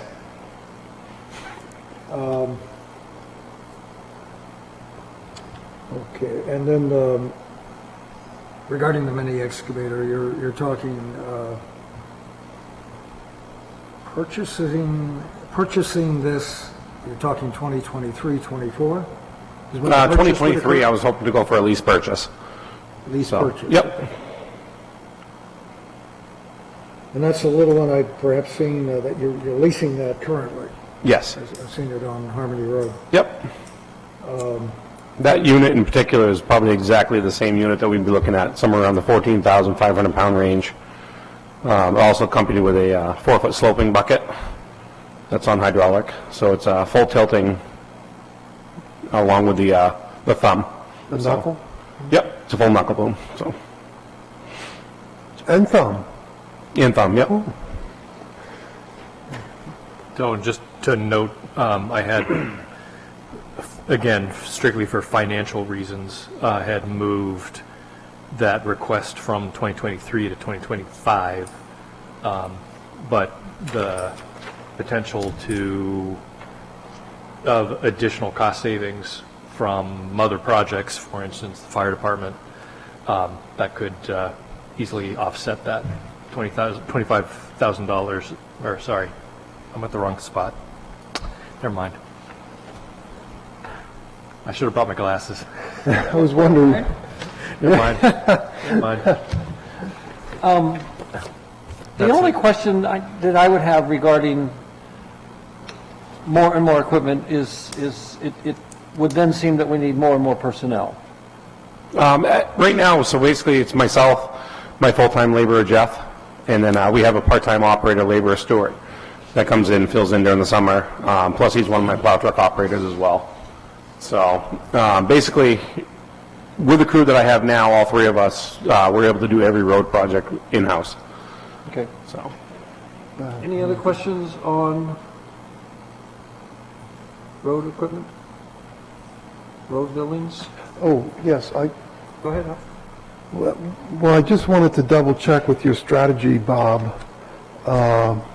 We have talked consistently over the years about the need to put a regular amount of money into the roads, ongoing, at some steady pace. Is that the reason why we don't just add another X dollars on the bottom line here? Because it doesn't have anything to do with smoothing out costs. Correct. Exactly. Okay. I just wanted to make sure I understood. Yep. And let's say, as Chief Tetro has pointed out, the CIP is flexible. There is, and is expected to be flexible when it's a long-term plan. I would rather, Stratford Regional Planning has either just done or is about to do the road condition assessment and the plan. Right. I will take a look at that once I get a copy of it.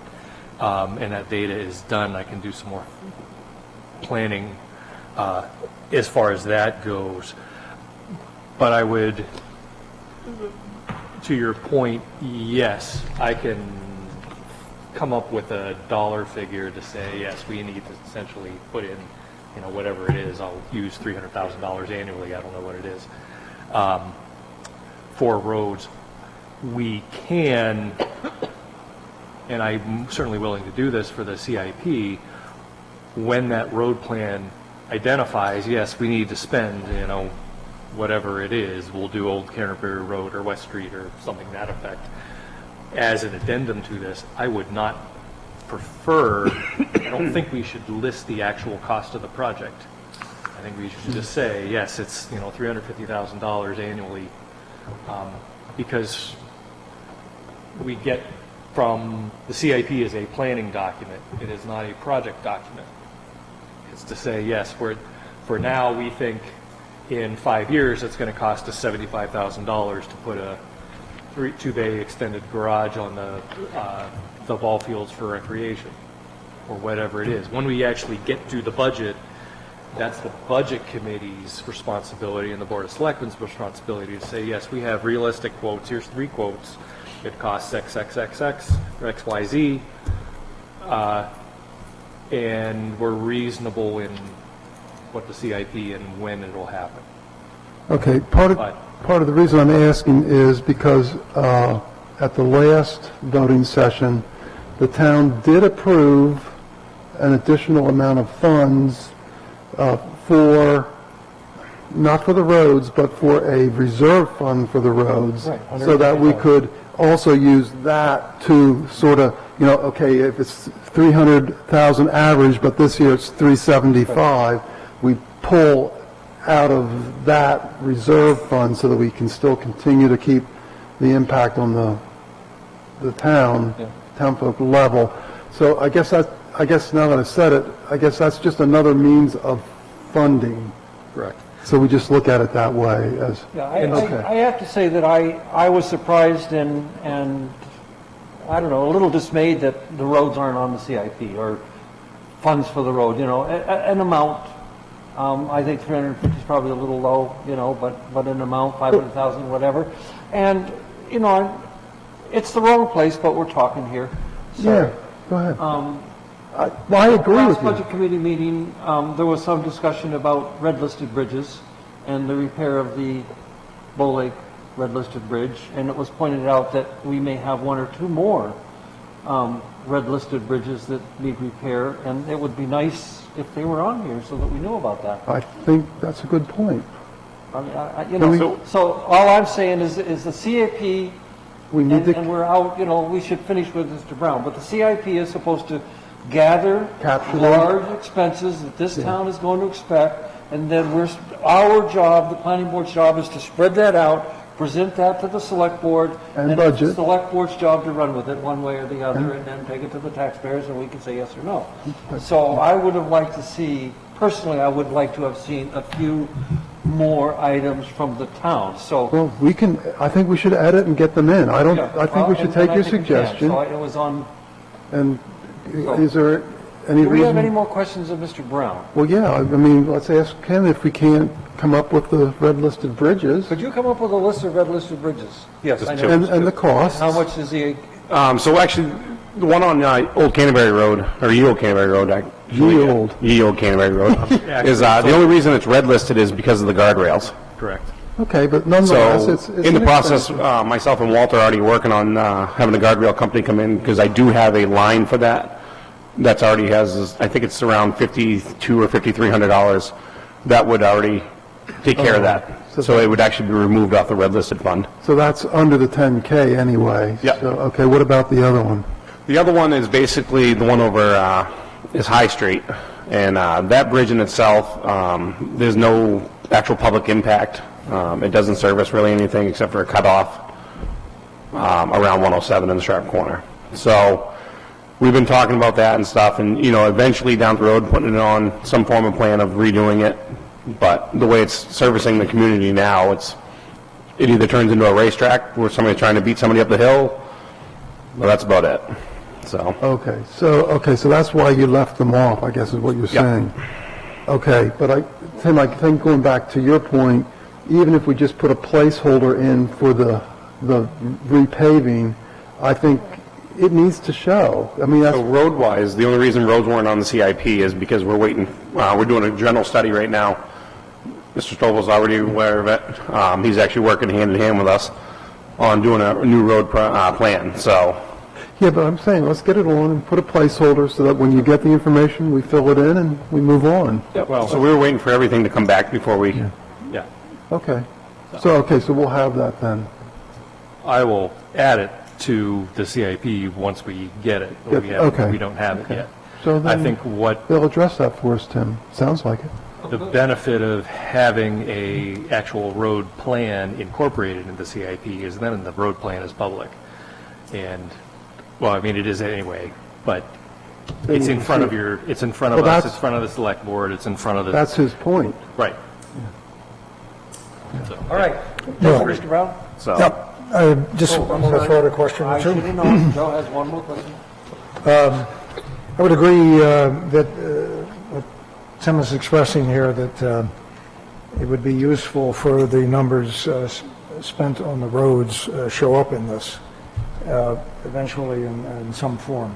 I think it gives further perspective. I don't know how much, this might become available to citizens in the community to gonna look post at it. this, but We're going to post it. yeah. I was going to say it's all So- public, so. It's got to be public. As this is firmed up a little bit, it's a useful document for anybody to look at to see where things are going.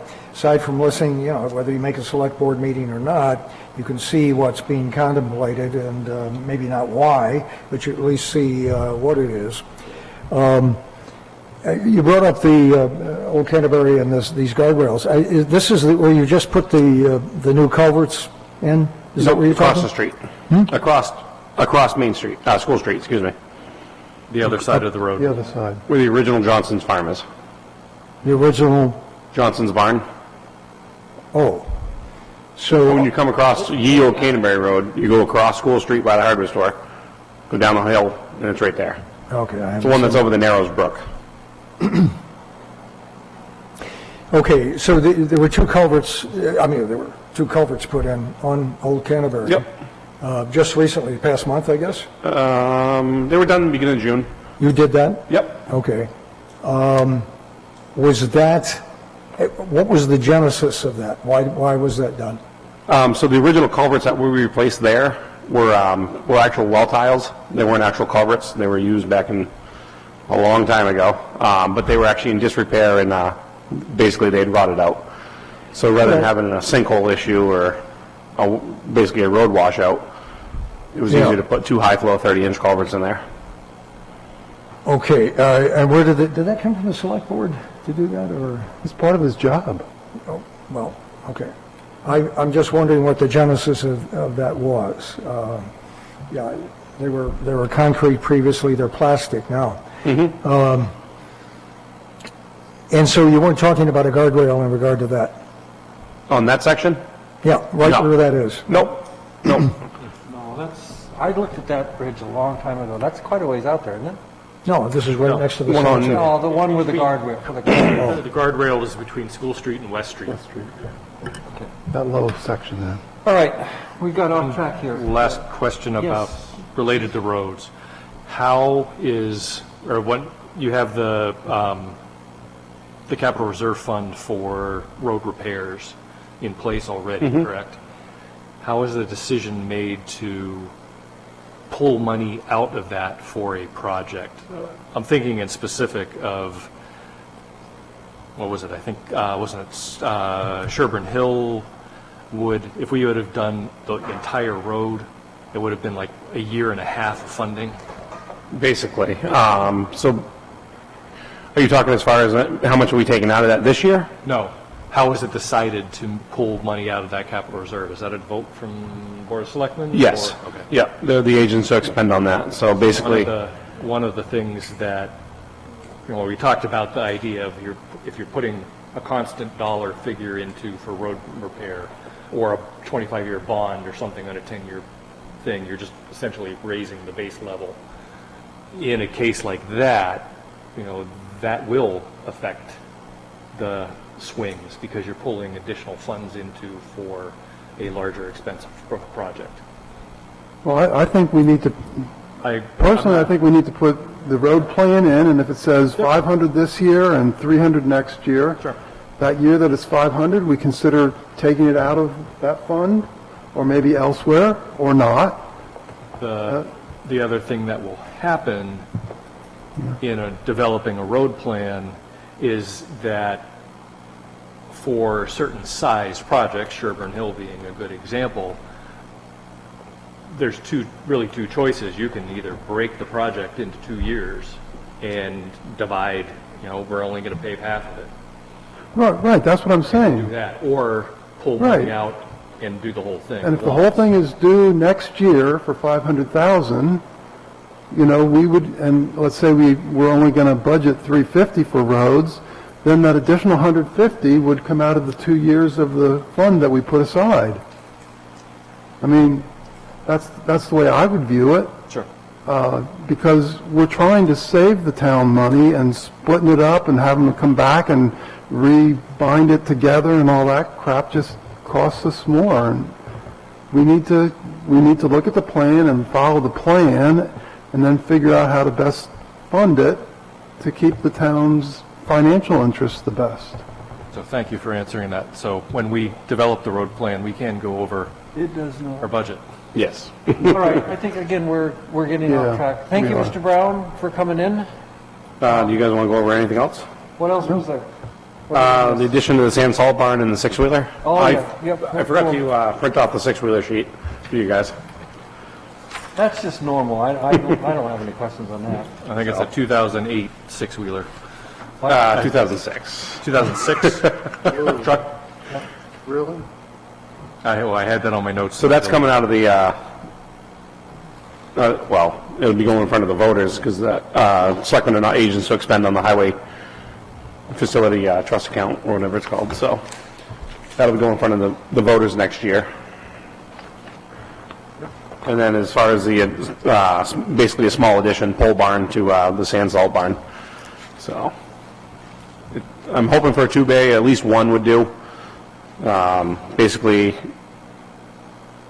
I have 2 sand, 2 salt, that's all it would be. So the pole barn that we have now is pretty undersized. In a heavy storm with all my contractors and town equipment out, we can actually burn a whole bin of sand and salt in one night, so. If you're looking at that, no, never mind. It has nothing to do with what we're supposed to do tonight, so I'm not going to ask that. No. Okay. Okay. Any questions on salt expansion, garage expansion, equipment trailer? I think we got it. Everybody happy? Thank you, Mr. Brown. Thank you. Satisfied. So, before we get off this and adjourn, Mr. Kreider asked me earlier, and I just would like to mention that he asked me about how I felt about the plan put forth by Mr. Stack. So all I would like to say is I would like to have a discussion, Good. a general discussion about the CIP in the near future. And so I'm asking you each to read what Linda sent us. It was one email, and then it were two Right. things to look at. One was from Stack, and one was from Fillmore. Actually, it's Very, very reverse good order. information. Reverse order, but Stacks is on the bottom, and we need to read that carefully. Yeah, but I'm just saying, one was from something Marjorie Fillmore, and one was from Robert Stack. Yeah, well, and the one not from Stack is actually via the municipal association. Right. They put it out, so that's the way you'll recognize it. It really was, Linda has a marvelous habit of quietly, unassumingly shoveling some information to us without making a big deal out of it, and giving us the opportunity to come in here prepared. And I personally, I really appreciate that. She's done it for years, and I like how she does it. She doesn't shove or push or yell or scream. So there's really good information, and there is another way that was mentioned by Mr. Stack to do the CIP. It's something I was very interested in. I'm glad Mr. Kreider brought it up, and I would hope that the rest of you would make sure that you read it, so that I'm going to get it put on the agenda in the next few meetings, and we can have an open discussion about it, not tonight. Yeah, prepare, The think plan, about we'll it. have a plan. Yeah. And meanwhile, I think Mr. Kyle Kreider is going to mention it to the select board, because it's not just, we're not going to make that decision, it's a decision that has to be made collectively. In group. We're going to change Right. how we do things a little bit. All right, as far as I know, that is all we're here to discuss tonight. Motion to adjourn. Second. All those in favor say aye. Aye. Good night. Thank you, everybody. Nice job, Tim. So, And nice job, Bob. I said, nice job, Bob. very nice. Beautiful colors. Wow. Glad to hear that.